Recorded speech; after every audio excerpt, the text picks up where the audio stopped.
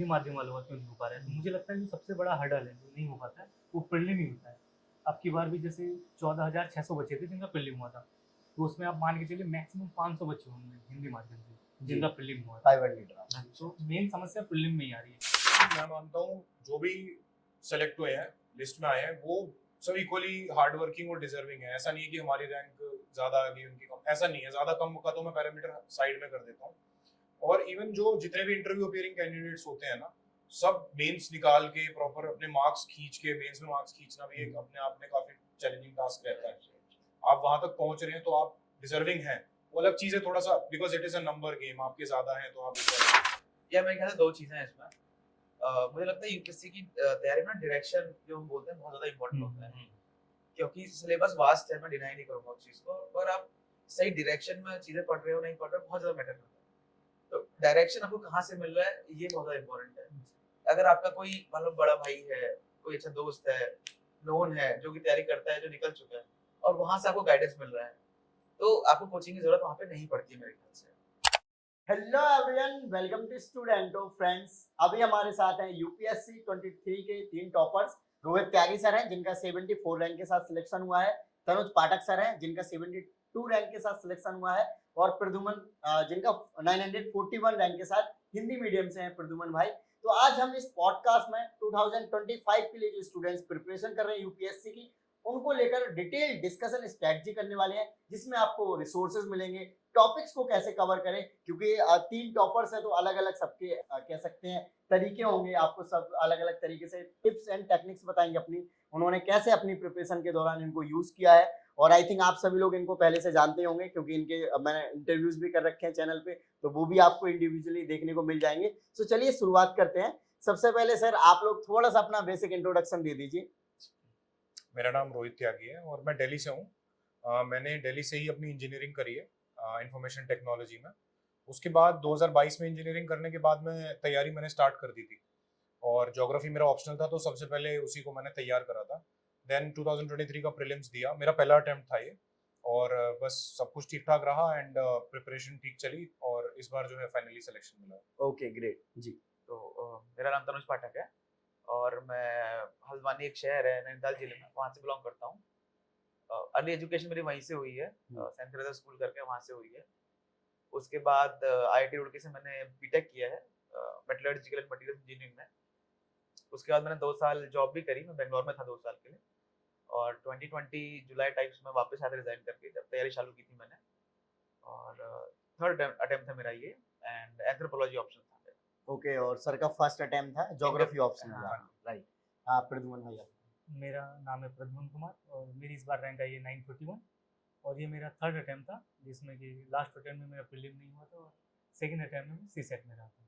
और मेरा ऑप्शनल है हिंदी साहित्य, और मैं रहने वाला हूँ जिला बिजनौर उत्तर प्रदेश, और मैंने अपनी ग्रेजुएशन की है हंसराज कॉलेज दिल्ली यूनिवर्सिटी से, केमिस्ट्री ऑनर्स। स्टूडेंट का शॉप, वहाँ से भी कुछ मैंने ऑर्डर किया। स्टूडेंट बुक शॉप, वहाँ से आप मंगा लेते थे तो वो लोग भेज देते हैं घर पे। स्टूडेंट बुक शॉप करके तो मैंने वहीं से वो ऑर्डर किया था पार्सल। आप घर बैठे मंगवा सकते हैं स्टडी मटेरियल, जो आपको ये नंबर दिख रहा होगा, इस पर कॉल करें। आपको कोई भी टेंशन लेने की जरूरत नहीं है, चाहे आपको नोट्स चाहिए हो, बुक्स चाहिए हो, टेस्ट सीरीज चाहिए हो, करंट अफेयर्स चाहिए हो, या फिर जो भी आपको बुक्स या फिर स्टडी मटेरियल रिलेटेड चीज़ें चाहिए, आप कॉल करें इनसे और डिटेल में डिस्कस करके मंगवाएं। कोई भी टेंशन लेने की ज़रूरत नहीं है, जब तक आपके घर तक पार्सल नहीं पहुंच जाता है हमारी रिस्पॉन्सिबिलिटी है। Jai Hind, thank you. Right, okay. So अभी हमारे साथ हैं तीनों टॉपर, जो कि अलग अलग बैकग्राउंड, अलग अलग एरिया से बिलोंग करते हैं। सो फर्स्ट क्वेश्चन यही है कि डिफरेंट बैकग्राउंड से बिलोंग करने वाले स्टूडेंट्स किस प्रकार से एक लेवल प्लेइंग फील्ड, मतलब कह सकते हैं ना, कुछ स्टूडेंट्स ऐसे भी कहते हैं कि हमारा बैकग्राउंड अच्छा नहीं था, इस वजह से हमें ज़्यादा अटेम्प्ट लग गया, फिर हमारा सिलेक्शन नहीं हो रहा है। तो आप क्या कहना चाहेंगे इस बारे में? यार मैं मानता हूँ कि ये एग्जाम इकलौता ऐसा एग्जाम है जिसमें आपका बैकग्राउंड आई थिंक इतना मैटर नहीं करता। ये सबके लिए लेवल प्लेइंग फील्ड है। मतलब मैं पर्सनली ऐसे लोगों को जानता हूँ जो आईआईटी या एनआईटी जैसे कॉलेजेस से बिलोंग कर रहे हैं, उनका सीसैट नहीं हो पाया। आप देख रहे हो कि मतलब किस तरह से आई थिंक टैलेंट से ज्यादा इसमें हार्ड वर्क आप कितना पुट इन कर रहे हैं, कितना अपने परसिस्टेंस है, कंसिस्टेंसी कितनी बरकरार रख रहे हैं। ये जो एज एन इंडिविजुअल छोटी छोटी हैबिट्स रहती हैं, आई थिंक आप रिलेट भी कर पाओगे कि कितना कंसिस्टेंटली आप पढ़ रहे हो, कि आप डिस्ट्रैक्शंस को अवॉइड करके, कि एज एन इंडिविजुअल आप क्या अपने आप को ग्रो करा रहे हो, वो ज्यादा मैटर करेगा रादर देन कि आप कहाँ कौन से कॉलेज से बिलोंग कर रहे हो, बड़े शहर से हो या छोटे शहर से हो। ये चीजें बाद में आ जाती हैं, बहुत एकदम लास्ट में। आई थिंक इतनी मैटर भी नहीं करती है। ओके, प्रद्युमन भाई आपसे पूछना चाहेंगे, आप जैसे कि हिंदी बैकग्राउंड से हैं और हिंदी बैकग्राउंड का रिजल्ट काफी कम आ रहा है हिंदी मीडियम का देखा जाए खास तौर पर, और ऐसा कहा जाता है कि सी सेट आ गया या फिर हिंदी मीडियम वालों के साथ भेदभाव हो रहा है, आपको क्या लगता है पर्टिकुलरली? मेरा देखिए जैसे थर्ड अटैम्प्ट था और लास्ट अटैम्प्ट में मेरा भी प्रीलिम नहीं हुआ, और मैं बहुतों को जानता हूँ, मेरे जो साथी हैं जो तैयारी करते हैं हिंदी माध्यम से, उनका 5-5 अटैम्प्ट हो जाते हैं, प्रीलिम भी नहीं हो पाता।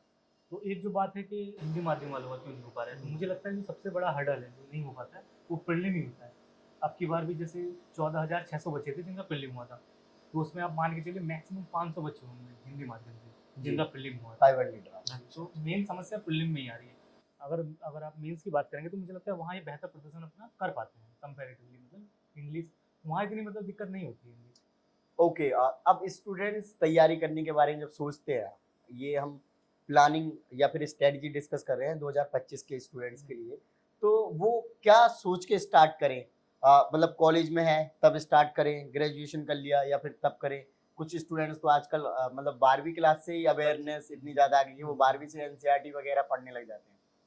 मतलब अगर मेरी बात मानते हो या मानोगे तो आई गेस कॉलेज सही एरिया है स्टार्ट करने का। अगर आपको ड्रीम है कि आपको सिविल सर्विसेज में ही आना है तो 9th-10th तो आई डोंट थिंक कि बहुत ज्यादा एक एप्ट एज है वो स्टार्ट आई करने के थिंक लिए। 12th क्लास तक आपको एक बहुत सिंसियर हाँ, स्टूडेंट रहना exactly, चाहिए, हाँ। आपको एक्सप्लोर करना चाहिए, आपको हॉबीज अच्छी डेवलप करनी चाहिए कि आप एज एन इंडिविजुअल एक कॉन्फिडेंट इंडिविजुअल एंटर करें Right, अपने right, कॉलेज में। कॉलेज में अपॉर्चुनिटीज रहती हैं कि आपको आगे क्या करना है। आई थिंक कॉलेज का भी जो जैसे 3 ईयर डिग्री है तो सेकंड ईयर के लास्ट से, 4 ईयर डिग्री है तो थर्ड ईयर के लास्ट से थोड़ा सा एक्सप्लोर करो। मतलब मेरे हाँ, ख्याल से हाँ। भी यही कि हो सके तो कॉलेज को भी हम एंजॉय करिए पूरी यस तरीके से। डेफिनेटली। और अगर वही सिविल सर्विसेज में आना ही है तो कॉलेज एक बार खत्म हो जाए, थोड़ा सा ब्रेक दीजिए खुद को और उसके बाद आई गेस तैयारी चालू करिए, क्योंकि थोड़ा सा ना एक नहीं, मुझे लगता है कहीं ना कहीं एक अपना पर्सनल भी हो सकता है कि कब हम मतलब तैयार हैं कि भाई हम कब जो अपनी चीज़ें कुछ मनोरंजन की छोड़ सकते हैं, कब हम अपना पूरा 100% दे सकते हैं। और वो सेकंड ईयर भी हो सकता है, थर्ड ईयर भी हो सकता है, और हो सकता है ग्रेजुएशन के बाद भी हो। कुछ बच्चे हो सकता है ग्रेजुएशन लाइफ को ज़्यादा एंजॉय करना चाहते हैं, एग्जैक्टली, है मतलब ना? पर्सन वो टू पर्सन वेरी background- करेगा। भाई अब person to बैकग्राउंड पे person। भी डिपेंड करेगा, जैसे किसी का फाइनेंशियली बहुत अच्छा बैकग्राउंड है तो वो कॉलेज टाइम में इतना फोकस ना करके उनके पास टाइम होता है कि वो कॉलेज के बाद भी 2-4 साल लगा दे तो कोई दिक्कत नहीं है। अब कुछ का होता है कि वो पेरेंट्स से ले रहे हैं और लिमिटेड अमाउंट, फिर वो कॉलेज के बाद भी लेते हाँ, रहे। ये इंडिविजुअल है जर्नी ना? है आपकी। हाँ। आपको एक मैच्योर एक तरीके से सोच के बैठ के डिसीजन लेना है कि आप कब तैयार हो रहे हैं इस तैयारी में घुसने के लिए, और अपना ठीक है कंटिन्यू कंसिस्टेंटली करेंगे तो बढ़िया ही है। लेकिन परफेक्ट समय मुझे लगता है लास्ट ईयर हो सकता है ना? या परफेक्ट तो ऐसा कुछ हाँ। मेरे ख्याल से नहीं है। हाँ, ये भी कह आप सकते ऐसा हैं। किसी चीज को टारगेट करके नहीं बोल सकते कि हाँ। ये परफेक्ट टाइम है। जैसे ये तो आपने शायद कॉलेज के बाद स्टार्ट कर दी मैंने preparation जैसे अपनी। मेरा कॉलेज था, मैं लास्ट सेमेस्टर में 8वां सेमेस्टर था मेरी इंजीनियरिंग का, तब मैंने फिगर आउट करा कि हाँ मुझे फुल टाइम इसमें घुसना है।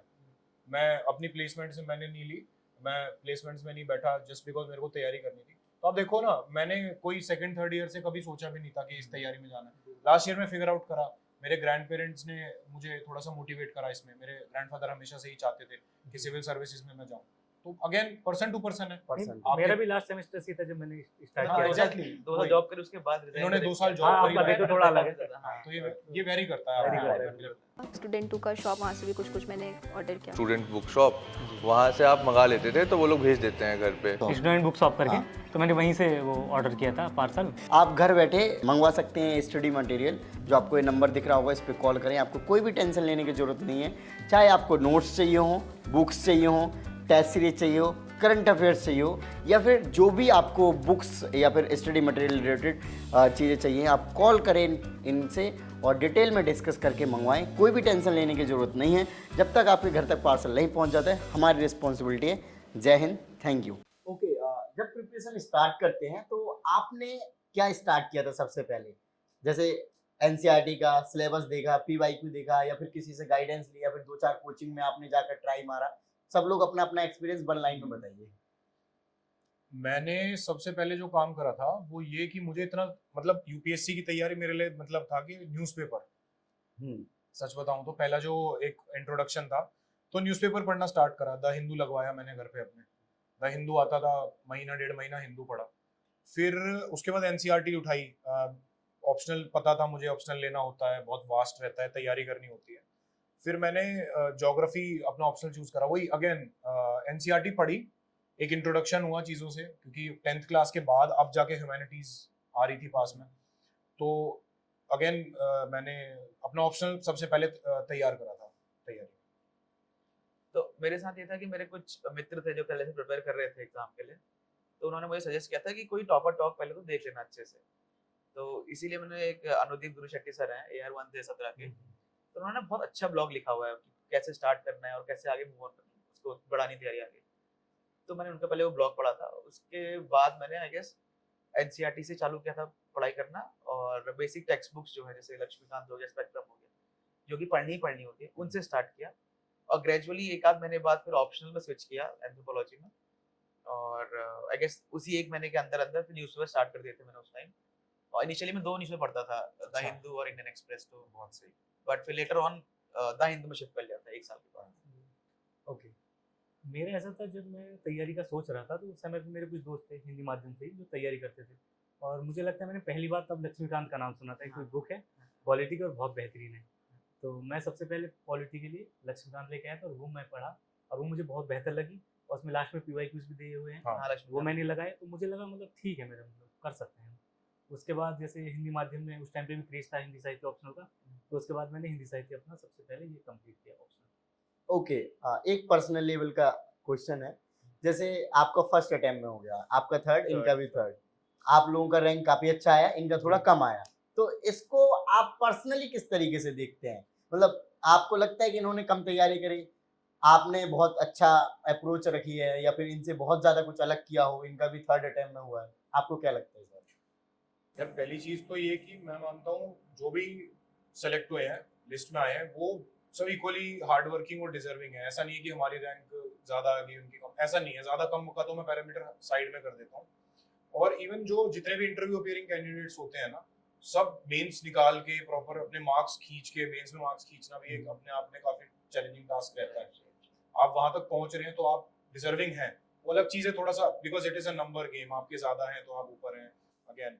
और बस यही है कि आई थिंक तैयारी सबकी ऑलमोस्ट डेडिकेटेड रहती है, थोड़ा सा पर्सन टू पर्सन वेरी करता है, आप क्या, आपकी अप्रोच अलग है, मेरी अलग है। आई थिंक तैयारी तो सबकी मेहनत भरी रहती है, स्ट्रगल्स होते हैं सबके अपने अपने, that is the thing. Right, मैं भी सहमत हूँ इनसे इस चीज के ऊपर कि जो भी लिस्ट में जिसका भी नाम है इक्वली डिजर्विंग है, इक्वल मेहनत करी हुई है। और शायद पहले नहीं मानता था, पर मैं अब मानता हूँ इस चीज को कि एग्जाम में ना किस्मत भी बहुत बड़ा रोल प्ले करती है। डेफिनेटली, क्योंकि 21-22 दोनों बार इंटरव्यू दिए मैंने और नहीं हुआ यार किसी कारणवश। तो मेहनत मैंने उस टाइम भी करी तो थी, मुझे पता है कि करी थी, बट नहीं हुआ तो किस्मत कहीं ना कहीं हो सकता है मेहनत में कमी हो, मैं उसको मैं वो नहीं करूंगा, नहीं करूंगा, कहीं ना कहीं किस्मत में मेरे ख्याल से थोड़ी बहुत प्ले फिर करती इसमें है एक इस चीज ये चीज भी को। आ जाती है, जैसे आप इस बार एग्जाम मेंस लिख रहे हैं, आप अगली बार भी लिख रहे हैं, इस बार आपकी किसी पर्टिकुलर सब्जेक्ट में बहुत बहुत बढ़िया स्कोर रहा है, अगले साल उसी सब्जेक्ट में स्कोर 20 नंबर गिर गया,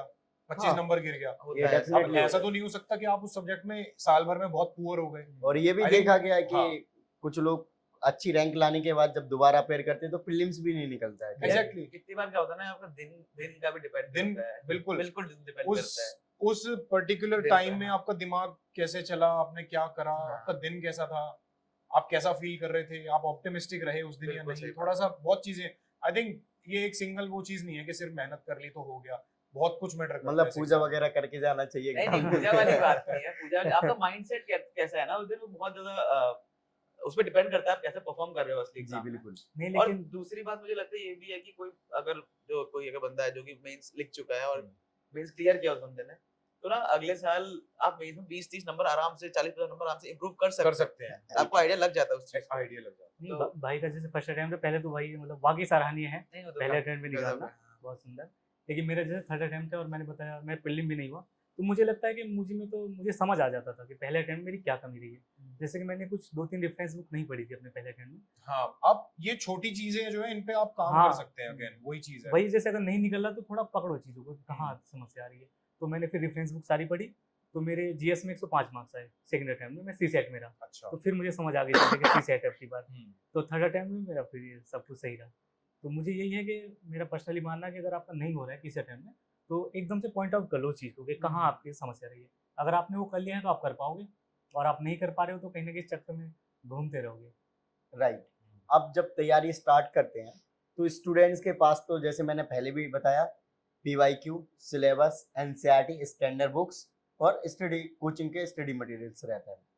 अब इसके अलावा कोचिंग्स लेनी चाहिए नहीं लेनी चाहिए, इसके बारे में आपका क्या ओपिनियन है? या मेरे ख्याल से दो चीजें हैं इसमें। मुझे लगता है यूपीएससी की तैयारी में डायरेक्शन जो हम बोलते हैं बहुत ज्यादा इंपॉर्टेंट होता है, क्योंकि सिलेबस वास्ट है, मैं डिनाई नहीं करूंगा उस चीज को, पर आप सही डायरेक्शन में चीजें पढ़ रहे हो नहीं पढ़ रहे हो बहुत ज्यादा मैटर करता है। तो डायरेक्शन आपको कहाँ से मिल रहा है ये बहुत ज्यादा इंपॉर्टेंट है।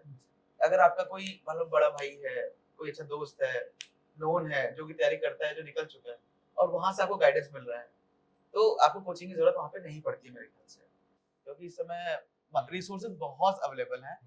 जो एजुकेशन है वो डेमोक्रेटाइज हो चुकी है, पता ही है आपको, डिजिटल रिवॉल्यूशन जो आ चुका है। एग्जैक्टली। यूट्यूब, टेलीग्राम, काफी सारे चैनल्स हैं जहाँ पे लोग फ्री में एजुकेशन प्रोवाइड कर रहे हैं। तो एक अगर आप डायरेक्शन है घर से कर सकते हो तो आप घर से करना भी चाहिए मेरे ख्याल से। पर अगर आपके रिसोर्सेज हैं, डायरेक्शन नहीं है, तो आई गेस आप कोचिंग ले सकते हो, क्योंकि आपको राइट डायरेक्शन मिल जाता है कोचिंग के बाद। ऐसा है।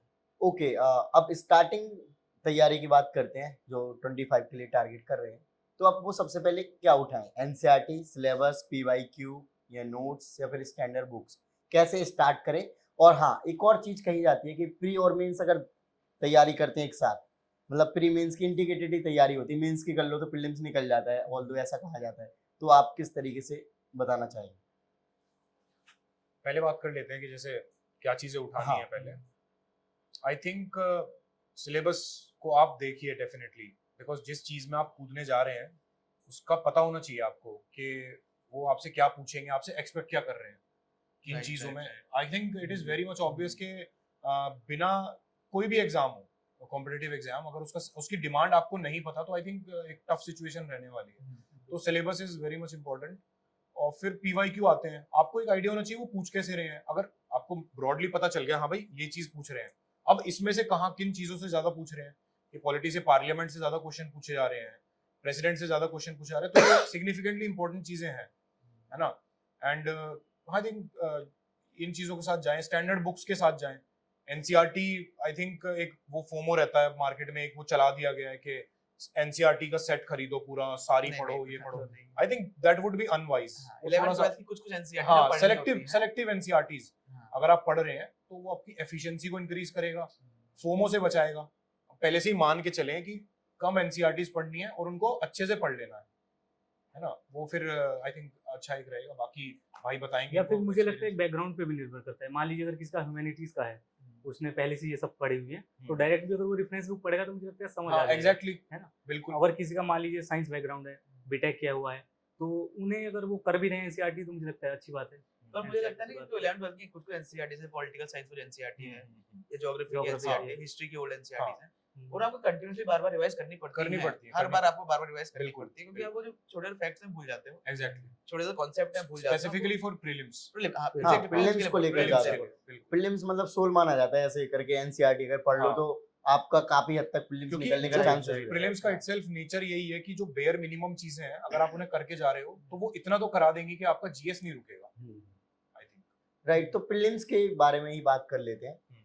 तो अब 25 का प्रीलिम्स है, उसको कितनी टाइम से स्टार्ट करना चाहिए, उसके लिए स्पेसिफिक पढ़ना। मेंस की भी बात करेंगे हम, बट प्रीलिम्स स्पेसिफिक बात करें, जिसको सिर्फ प्रीलिम्स पे पहले फोकस करना है, और या फिर एग्जाम जब आ जाता है तो 2-3 महीने पहले या 4 महीने पहले किस तरीके से प्रीलिम्स की राइट डायरेक्शन अपनाएं और इंडिविजुअल सब्जेक्ट को कैसे कवर करें। तो देखो 2025 में अभी ऑलमोस्ट 1 ईयर प्रिपरेशन में, तो काफी टाइम है। और मैं मानता हूँ कि प्रीलिम्स पे जो टोटली शिफ्ट होता है ना बंदा, वो आप 4 या 3 महीने प्रीलिम्स की डेट से आप तब शिफ्ट हो टोटली। तो अभी जो 12 में से 8, अगर 4 हटा दूं 8 महीने हैं, 8 महीने आप प्रॉपर मेंस पे फोकस करो। मेंस और प्री इंटीग्रेटेड हम बोलते हैं, उस पे फोकस करना है। ऑप्शनल को बहुत अच्छी तरह आप तैयार करो हाँ, इसमें। ऑप्शनल को बहुत अच्छे से तैयार करो इसमें, और जो आपकी बेसिक बुक्स है उनका रिवीजन, उनका बार-बार स्टडी होना चाहिए। हाँ।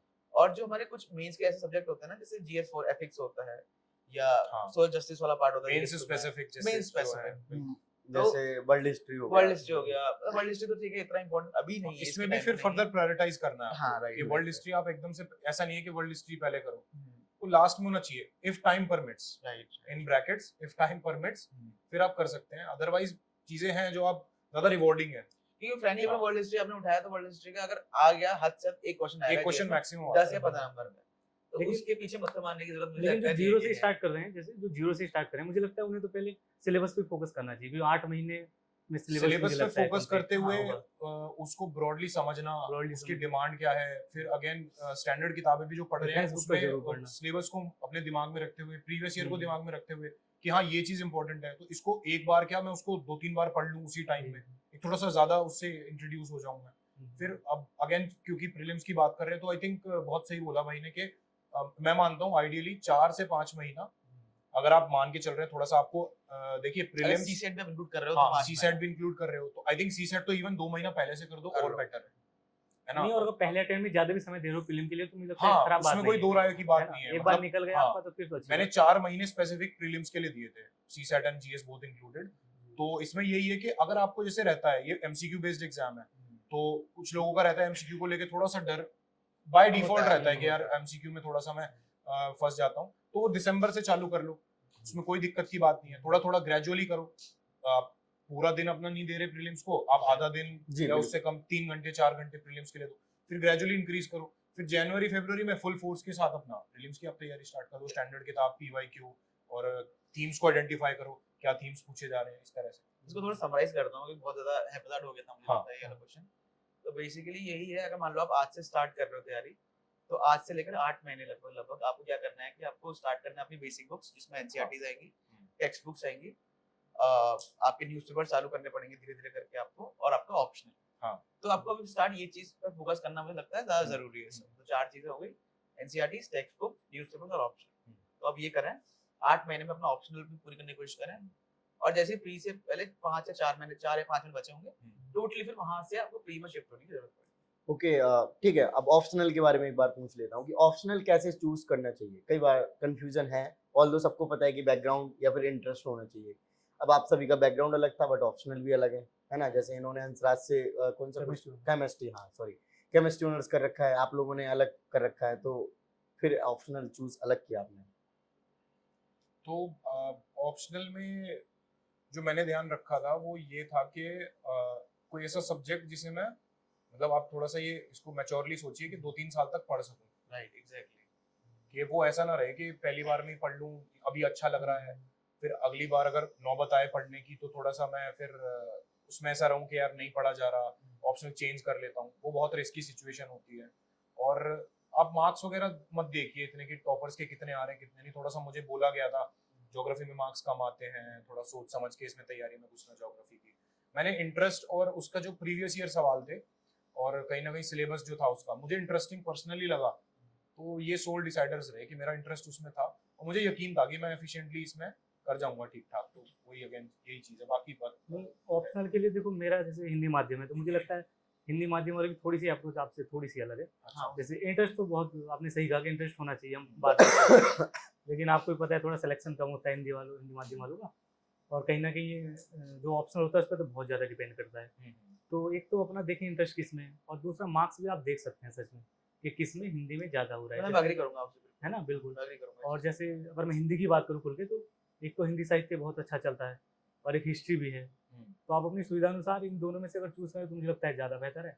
और अगर कोई और चूज करना है तो अगर But आपका again, बैकग्राउंड हो इसमें एक चीज ये आ जाती है कि आप सिर्फ अगर सोनली मार्क्स को टारगेट करेंगे कि फॉर एग्जांपल इस एक्स सब्जेक्ट में 300 से ऊपर वाले इतने जने हैं, 290 से ऊपर वाले इतने हैं, और इंटरेस्ट कहीं ना कहीं आप नहीं जगा पा रहे, तो आई थिंक वो थोड़ा सा फ्रस्ट्रेटिंग भी हो जाएगा। राइट। अगर much more ideally it would be कि आप बैलेंस कर पाएं कि वो रिवॉर्डिंग भी हो और आप इंटरेस्टिंगली उसको पढ़ भी पाएं, उसमें अपनी क्रिएटिविटी डाल पाएं। बिल्कुल अपनी क्रिएटिविटी डालना भी एक जरूरी चीज है। वही मैंने जो ये एक्सपीरियंस किया है कि 4 से 5 पैरामीटर्स जी। हैं आपको ऑप्शन सेलेक्ट करना है। हाँ बिल्कुल। सबसे इंपॉर्टेंट पैरामीटर जो उन्होंने पॉइंट आउट किया कि आपको आपका उसमें पसंद होना इंटरेस्ट चाहिए। है या हाँ। नहीं है, क्योंकि आपको चलो आपका तो बढ़िया था कि 1 साल में हो गया, पर कई लोग का 3 4 5 साल लग जाते हैं, तो ना उस चीज को सस्टेन कर पाना इतना लंबा डिफिकल्ट होता है अनलेस आपको सब्जेक्ट में इंटरेस्ट है या नहीं। तो पहला सबसे पहला इंपॉर्टेंट पॉइंट हुआ है। दूसरा पॉइंट मुझे लगता है वो है कि वो क्या सब्जेक्ट रिजल्ट दे रहा है या नहीं दे रहा है। नहीं ऑब्वियसली जरूरी है वो चीज, क्योंकि अल्टीमेटली गोल क्या है, रिजल्ट निकालना, रिजल्ट निकाल। ये भी देखना बहुत जरूरी है। तीसरा है कि मार्केट में उसकी रिसोर्स अवेलेबल है नहीं है, उसके टीचर्स अवेलेबल हैं या उसकी टेस्ट सीरीज अवेलेबल है या नहीं है, हाँ, ये भी So, बहुत ज्यादा resources, definitely, रिसोर्सेज अवेलेबल है definitely. नहीं, वो भी आपको बहुत आई जरूरी थिंक है। अब तो ऑलमोस्ट जितने भी ऑप्शनल सब्जेक्ट हैं सबके ठीक ठाक रिसोर्सेज हैं, मोर और लेस सब अब थोड़ा कुछ सा available है। चीजें अवेलेबल हाँ, होनी स्टार्ट हुई हैं। तो नहीं, लेकिन हिंदी में शायद अभी थोड़ी सी है, अच्छा, मतलब कुछ ही हिंदी में- ऑप्शनल के ज़्यादा बेहतर हैं। हिंदी में रिसोर्स क्रंच हिंदी फेस। साहित्य के बहुत अच्छे हैं ओके, और हिस्ट्री के अच्छे हैं। हिंदी लैंग्वेज में ऑप्शनल हिंदी लैंग्वेज में लैंग्वेज में है। तो वो लैंग्वेज थोड़ा सा हाँ, जो टेक्निकल सब्जेक्ट्स हैं जैसे एंथ्रो, एंथ्रो ज्योग्राफी, बिल्कुल, इसमें हिंदी को लेके language, थोड़ा सा हाँ, डेफिसिट है। सोशियोलॉजी हो गया, सिर्फ कम लेते हैं। ज्योग्राफी में बहुत कम मैं सुना है मार्क्स आते हैं हिंदी में, राइट, तो ये वाली थोड़ी सी हाँ, थोड़ा रिसोर्सेज की समस्या हाँ, है। एग्जैक्टली, ये पॉइंट कंसिडरेबल पॉइंट है कि हाँ। रिसोर्सेज में वो भी specifically Hindi Hindi medium language में, हाँ, बिकॉज तैयारी आपकी तभी सही रह पाएगी कि आपको टाइम पे जो आप सपोर्ट मांग रहे हैं बिल्कुल मार्केट मिलता से, रहे जो सब। मटेरियल है और जो हेल्प है वो मिल पाए, ये भी अपने आप में एक ब्लेसिंग है। स्टूडेंट 2 का शॉप, वहाँ से भी कुछ कुछ मैंने ऑर्डर किया। स्टूडेंट बुक शॉप, वहाँ से आप मंगा लेते थे तो वो लोग भेज देते हैं घर पे। स्टूडेंट बुक शॉप करके, हाँ। तो मैंने वहीं से वो ऑर्डर किया था पार्सल। आप घर बैठे मंगवा सकते हैं स्टडी मटेरियल, जो आपको ये नंबर दिख रहा होगा, इस पर कॉल करें। आपको कोई भी टेंशन लेने की जरूरत नहीं है, चाहे आपको नोट्स चाहिए हो, बुक्स चाहिए हो, टेस्ट सीरीज चाहिए हो, करंट अफेयर्स चाहिए हो, या फिर जो भी आपको बुक्स या फिर स्टडी मटेरियल रिलेटेड चीज़ें चाहिए, आप कॉल करें इनसे और डिटेल में डिस्कस करके मंगवाएं। कोई भी टेंशन लेने की ज़रूरत नहीं है, जब तक आपके घर तक पार्सल नहीं पहुंच जाता है हमारी रिस्पॉन्सिबिलिटी है। Jai Hind, thank you. Right, वैसे हिंदी मीडियम के स्टूडेंट्स में कल मैंने एक अच्छे वेल नोन टीचर हैं, उनके साथ मैंने डिस्कशन किया था, तो उन्होंने बोला कि थोड़ा कहीं ना कहीं हिंदी मीडियम के स्टूडेंट्स में भी कमियां हैं। वो जो बैकग्राउंड से बिलोंग करते हैं, बट जो डिमांड यूपीएससी की है, तो उसको चाहिए कि आप सीसैट जैसे एग्जाम में या फिर जो टेक्निकल टर्म्स हैं उसमें स्ट्रांग बने। तो आई थिंक इंग्लिश मीडियम से थोड़ा एफर्ट ज़्यादा लगाना पड़ेगा, क्योंकि आपका बैकग्राउंड वो नहीं रहा। अब आप उन किसी को दोष नहीं दे सकते कि वो यूपीएससी की वजह से ऐसा हुआ या फिर हमारा बैकग्राउंड ही है। हमें उन सब चीज़ों को ओवरकम करना ओवर द टाइम। नहीं, मुझे लगता है कि मेहनत की, जैसे आपने बात की, तो वो तो मेहनत definitely तो करते हिंदी हैं। वाले और शायद करते ही ज़्यादा हैं, भी करते और हो, मुझे थोड़ा बहुत ज़्यादा भी ऐसा करते हो, ऐसा कोई- हाँ, मेहनत सबका इंडिविजुअल है। कोई उसमें अब पता नहीं इंग्लिश वाला कोई हाँ। 15 घंटे भी पढ़ लेते होंगे कई बार, है ना, तो ऐसे थोड़ी ना कह सकते हैं कि मेहनत कोई ज्यादा भाई। कम करता है। और हिंदी वाले अधिकतर आपने भी देखे होंगे, जैसे कि बहुत ही एवरेज फैमिली से आते हैं ना, मिडिल क्लास से आते हैं, उनका बैकग्राउंड भी बहुत ज़्यादा ऐसा नहीं रहता है कि भाई एक्सपोजर थोड़ा IIT कम स्टूडेंट है रहता ना। है। अधिकतर सब यूपी बोर्ड या स्टेट बोर्ड से पढ़े हुए होते हैं, तो इसमें भी कोई दो राय नहीं है कि थोड़ा सा बैकग्राउंड का कमजोर रहता है। हाँ, वही। जैसे सीसेट की बात है, तो मुझे लगता है ये जब से सीसेट आया है तब से ही ये जो सिलेक्शन का जो रेट है कम हुआ है हिंदी माध्यम वालों का, तो इस पे थोड़ा ध्यान करना चाहिए जरूर सीसेट को लेके, और वो भी Okay. कर भी रहे हैं। हाँ, और बेहतर नहीं डेफिनेटली रहता है। आपका भी हाँ। इस बार प्रीलिम्स आई निकाला थिंक आपने, हाँ, है ना? सीसैट में थोड़ा सा मेहनत अब डिमांड कर रही है, बिकॉज जीएस की कट ऑफ 75 समथिंग गई है, हाँ, 75। तो उसी के इक्वली मान के चल लो, बहुत- 10 मार्क्स का ही फर्क है, 10 का भी नहीं है, 9। आई थिंक अब GS is the new CSAT and CSAT is the new GS. हाँ। आप ऐसे मान लो कि मेन आपका फोकस जो है सीसैट पे भी होना चाहिए। जीएस तो बेयर मिनिमम रिसोर्सेज जो स्टैंडर्ड है वो करा देंगे कवर। सीसैट में थोड़ा सा you need to be proactive. पर हाँ, ये है कि सीसेट में आप ध्यान रखिए कि एक सीसेट भी है, स्पेसिफिक नंबर जैसे हाँ, 7 आप लेके आने हैं, ऑल थ्रू आउट उसको नेगलेक्ट नहीं कर सकते। नेगलेक्ट नहीं कर सकते बहुत, वरना पर ऐसा नहीं है कि आप Again. पूरी टोटली उसी की तैयारी में लगे हो, एक Exactly, साल वो exactly. भी तरीका गलत और आप है। रही बात- इंजीनियरिंग बैकग्राउंड से हैं, तो आई थिंक सीसैट तो एक वो ऐसा फैक्टर था कि इसको नेगलेक्ट नहीं किया गया। हाँ, हमने भी कंसिडर करा कि सीसैट में अगर ढिलाई छोड़ेंगे तो आई थिंक नहीं, प्रॉब्लम हो जाएगी देख, इसमें। मेरे साथ क्या होता था कि हाँ। 21 में मैंने तैयारी नहीं की थी सेट में, और मेरे 100 टाइप नंबर बन गए थे। हाँ। और क्या हुआ 22 में क्या हुआ कि अगेन मेरे को लगा हो जाएगा, 22 में हाँ। मैंने तैयारी नहीं कर गया, तो मैं नंबर लाइक 75 टाइप से 77 ऐसे कुछ हाँ, आया। मतलब बहुत ज्यादा फर्क नहीं तब था। मुझे समझ में आया कि सीसेट भी ऐसा चीज है में बहुत ज्यादा फोकस करने की जरूरत है, हम्म। क्योंकि 10 नंबर ज्यादा आ रहे हैं तो वो दिक्कत वाला काम है। बेसिकली हम इंजीनियरिंग वालों की टेंडेंसी क्या रहती थी छोड़ के जाते कि हैं। सिर्फ मैथ्स कर देंगे और पूरा सीसैट निकल जाएगा। निकल मैं प्रीवियस ईयर जाएगा। सॉल्व करता था, सिर्फ मैथ्स में करता था, अराउंड 40 प्लस क्वेश्चंस हो जाते थे। आई थिंक वो इसेंशियल रहते हैं, वो भी एक्यूरेसी के साथ। इस बार जो पेपर आया है आप क्लेम कर ही नहीं सकते जो कि सिर्फ अकेला मैथ्स कर कर दूं, दूं। सिर्फ बहुत रीजनिंग डिफिकल्ट, नहीं। मतलब मैथ्स बहुत बिल्कुल। डिफिकल्ट आपको कॉम्प्रिहेंशन करना ही पड़ेगा, बिना उसके पॉसिबल नहीं है। ये यूपीएससी ने खासकर इसीलिए करा इस चीज को टैकल करने के लिए। चलिए सीसैट में थोड़ा सा और डिटेल में बता दीजिए कि कोई स्टूडेंट्स है जो सीसैट की होल्डली प्रिपरेशन करना चाह रहा है, तो उसको एटलीस्ट कितना टाइम देना चाहिए, चाहे वो पूरा साल करे या फिर एक लिमिटेड टाइम होता है ना कि पहले मैं सीसैट ही खत्म कर देता हूँ फिर बाकी चीजों को स्टार्ट करूंगा।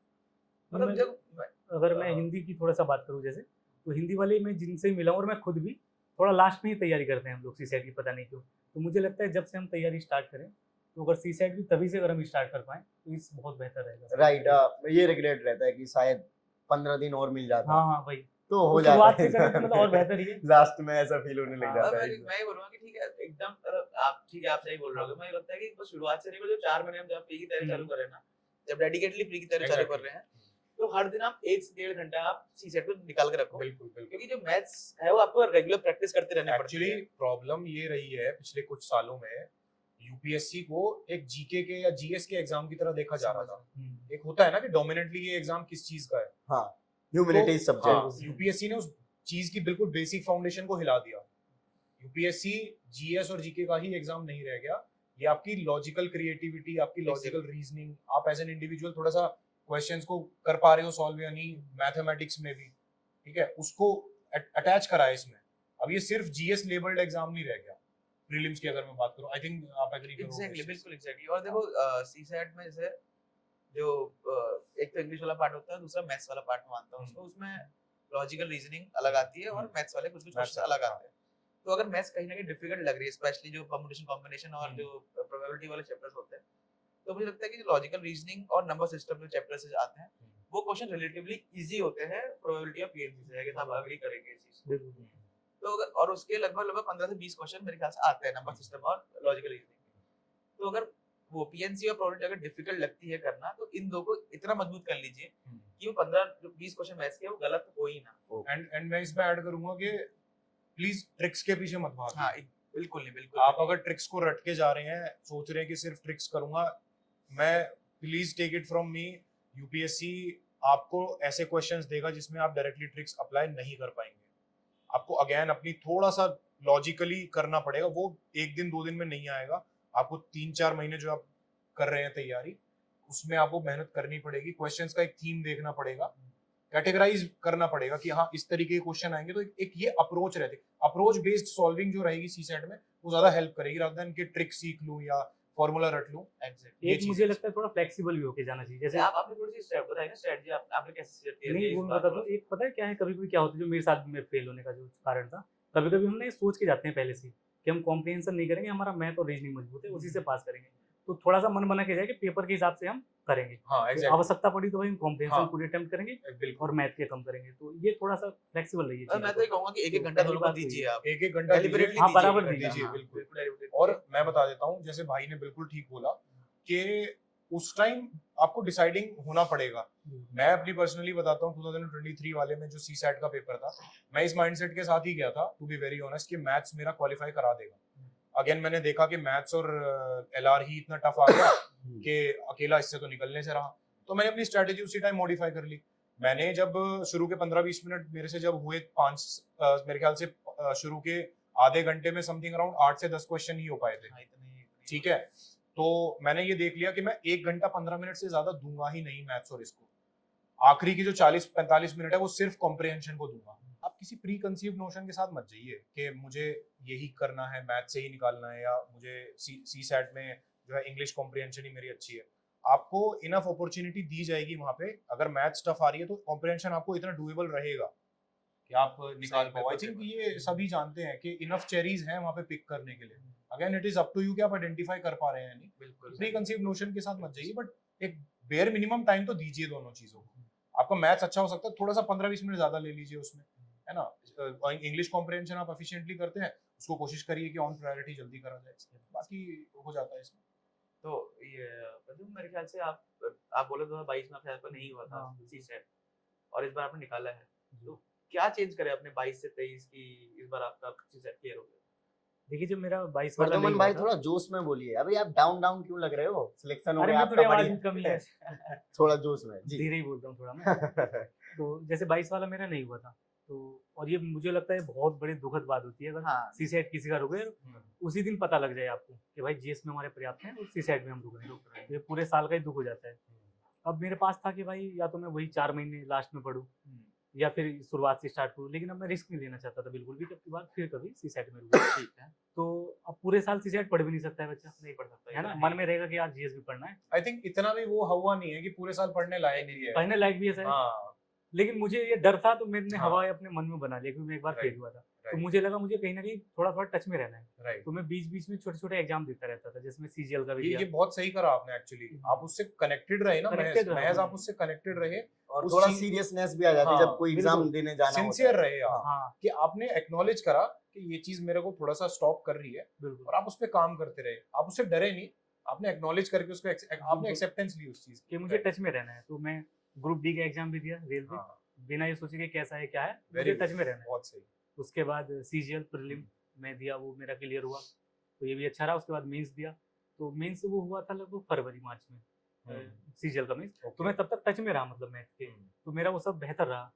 और फिर लास्ट जो 3 महीने बचे उसमें मैं 2 घंटे होते हैं उसमें कंटिन्यूसली डेली पढ़ता था और टेस्ट लगाता था। हाँ, ये भी बहुत जरूरी है, टाइमिंग वगैरह से अपना जरूरी। एक्लिमेटाइज हो जाना कि इस टाइम में तो मुझे ये मैथ्स के सवाल सॉल्व करने हैं दोपहर 2:30 से 4:30 में। नहीं, और ये टाइमिंग लगा के मैंने हाँ, किया, जैसे आप कह रहे हो, बहुत सही, बहुत पूरे सही। 2:30 बजे, हाँ, 2:30 से सही। 4:30 में सीसेट किया फिर लास्ट हाँ, क्योंकि ना ये इससे मेरे को याद आया कि सीसेट जब भी मैं देता था ना, तो 2 से 4 बजे के बीच में होता है, और 2 से 4 जो शैतान का टाइम होता है दिन वाला, अच्छा, कि आपको नींद आ रही है, बहुत नींद आ रही होती है थोड़ा उस सा, टाइम। हाँ बिल्कुल। क्योंकि आप उस टाइम, एक तो 2 से 4 है, वो दिन का है, हाँ, जून है, गर्मी है, एकदम नींद आ रही है।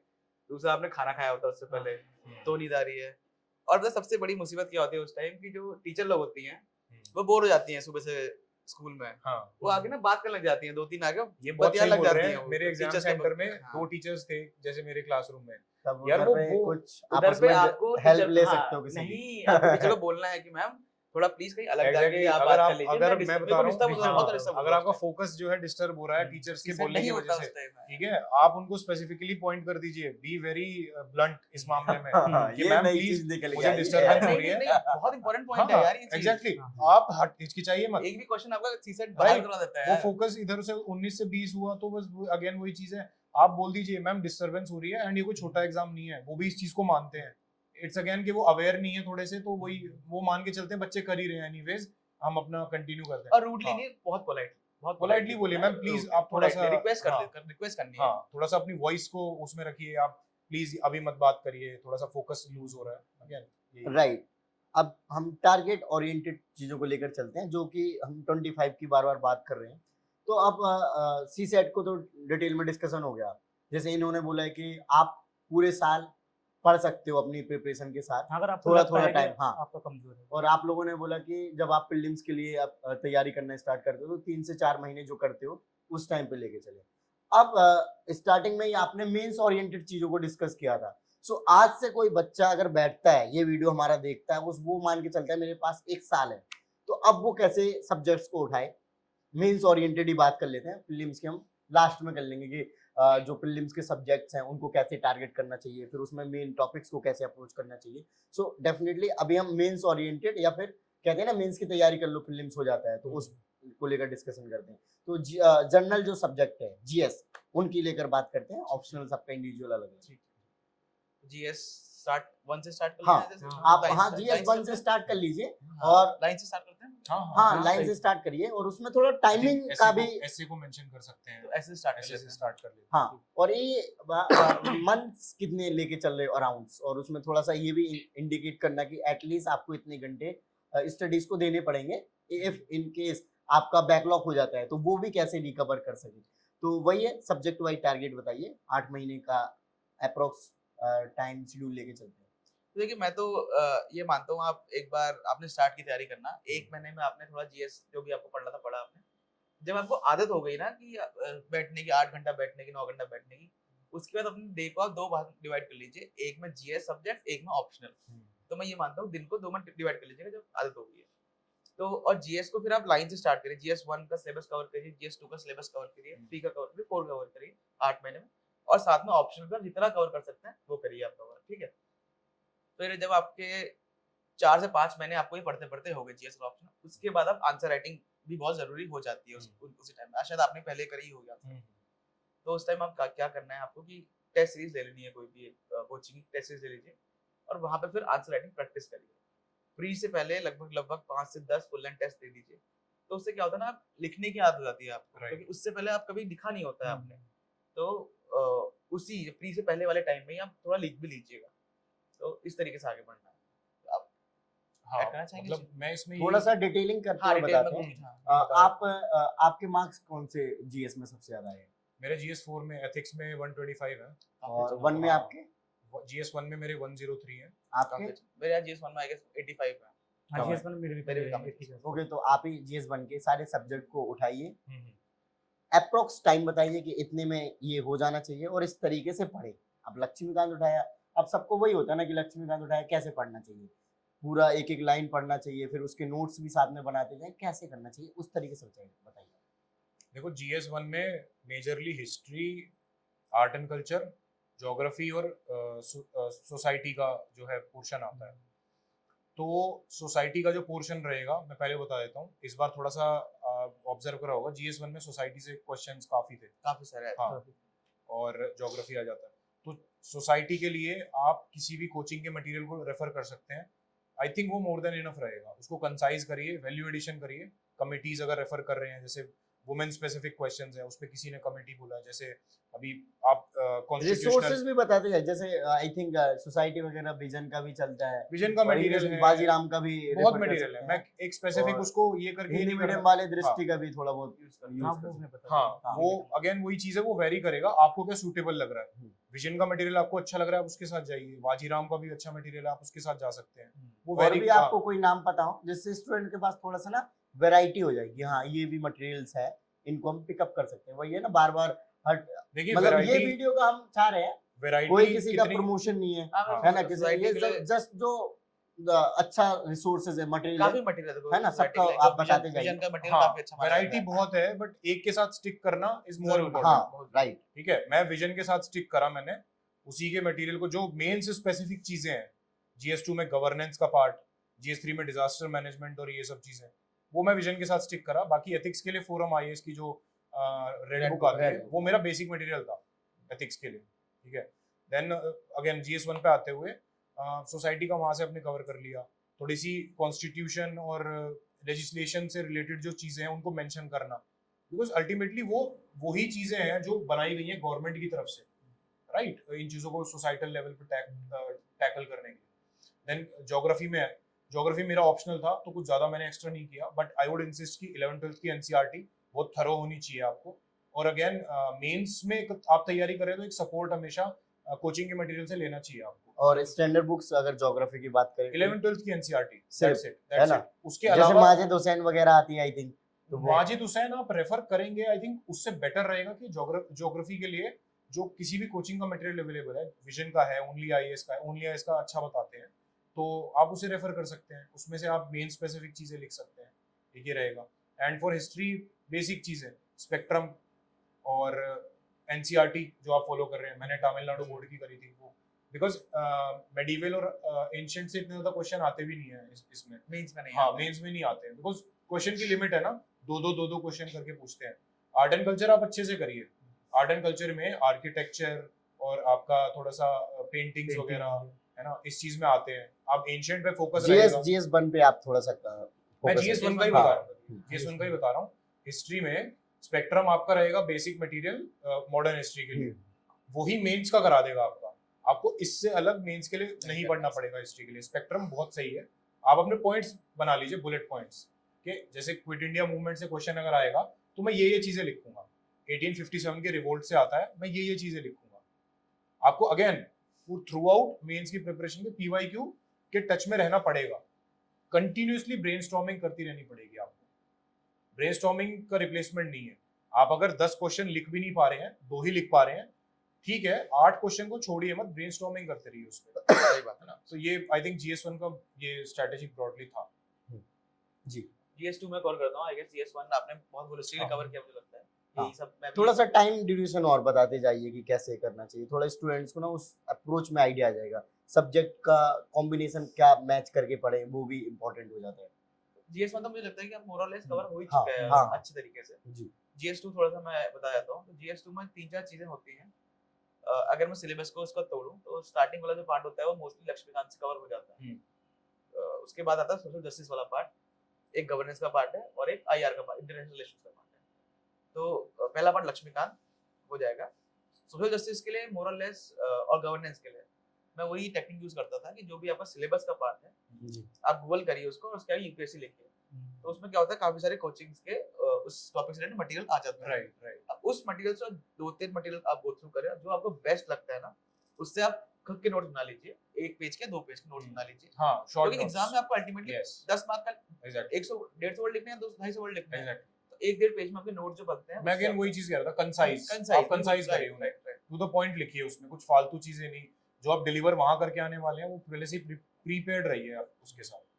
और उसका आईआर आता है, आईआर तो करंट अफेयर्स है, मैं जनरली विजन का जो मंथली और पीटी होता था उससे कवर करता था आईआर, वही मेरी बेसिक सोर्सेज रहते थे। अब इसमें ट्रिक क्या है कि अगर आपको मेंस में मार्क अच्छे लाने हैं जीएस2 में, तो आपको ना बहुत सारा वैल्यू ऐड करना पड़ता है, वैल्यू एडिशन बहुत बहुत ज्यादा वैल्यू ऐड करना पड़ता है। अब वैल्यू ऐड कहाँ कैसे करते हैं आप, एक तो सुप्रीम कोर्ट और हाई कोर्ट के जो जजमेंट्स हैं, अब उसकी हेल्प से अपने आर्गुमेंट को सब्सटेंशिएट करते हैं, तो एक तरीका तो वो होता है। दूसरा तरीका है जो रिपोर्ट्स आती है, मिनिस्ट्रीज की रिपोर्ट्स हो गई, सेकंड ईआरसी की रिपोर्ट हो गई, या कोई बजट, हाँ बजट हो गया, इकोनॉमिक सर्वे हो गया, उससे आपने सप्लीमेंट किया उसको। नहीं तो इंटरनेशनल जो रेटिंग्स आती हैं, ग्लोबल हंगर इंडेक्स आता है या एसीआर रिपोर्ट आ गई, इन चीजों से आप सप्लीमेंट, हमारी जो कॉन्स्टिट्यूशनल बॉडीज हैं कंट्री की, जैसे हाँ। एनएचआरसी है, एंड अगेन आपका नेशनल कमीशन फॉर वुमेन है, इन्होंने अगर कुछ मेजर ऐसा Decisions- गाइडलाइंस लिए हैं, गाइडलाइंस दिए हैं। कोई सुमोटो कॉग्निजेंस लिया है किसी चीज का, आप उसे जरूर मेंशन करिए, बिल्कुल बिल्कुल। है ना, ये बहुत इंपॉर्टेंट है। आर्टिकल, संविधान के जो आर्टिकल्स हैं उनका आर्टिकल्स आर बहुत must। यूज करना है उनका, बेसिकली हम हमारी टेंडेंसी रहती है कि वैल्यू एडिशन इतना कर देते हैं कि बेसिक चीजों को भूल भूल जाते हैं। जाते हैं। आर्टिकल्स बहुत जरूरी हैं, लेजिस्लेशंस बहुत जरूरी हैं, सुप्रीम कोर्ट के जजमेंट्स बहुत जरूरी हैं, राइट, वो बेसिक फंडामेंटल्स हैं, उसके ऊपर आप फिर ऐड करिए। तो अगर मोटे मोटे टाइमलाइन की बात करें, जो हमने पूछा था, तो मैं तो सजेस्ट करूंगा कि आप 1 से 2 महीने में लक्ष्मीकांत को कवर करिए, राइट, मतलब 1 से 2 महीना, मतलब टाइम लगता है exactly। पहली बार पढ़ने में, पहली बार पहली बार पढ़ने में time लगता है। बल्कि बुक है वो, बिल्कुल। ऐसा नहीं छोटी बुक है। तो 1 से जो 2 महीने का आपने टाइम ड्यूरेशन बताया है, तो But उसमें again- सिर्फ लक्ष्मीकांत ही पढ़ना नहीं है, नहीं नहीं, और भी वो subjects साथ में लक्ष्मीकांत नहीं करें। पढ़नी है, हाँ। I think उसमें। हाँ नहीं मतलब आपको मतलब डे को 2 बार डिवाइड कर दिया था, हाँ, इस वजह, तो बिल्कुल। आपका 20-25 दिन में हो जाएगा अगर आप Right। पूरा दिन पढ़ रहे हो उसको। Right।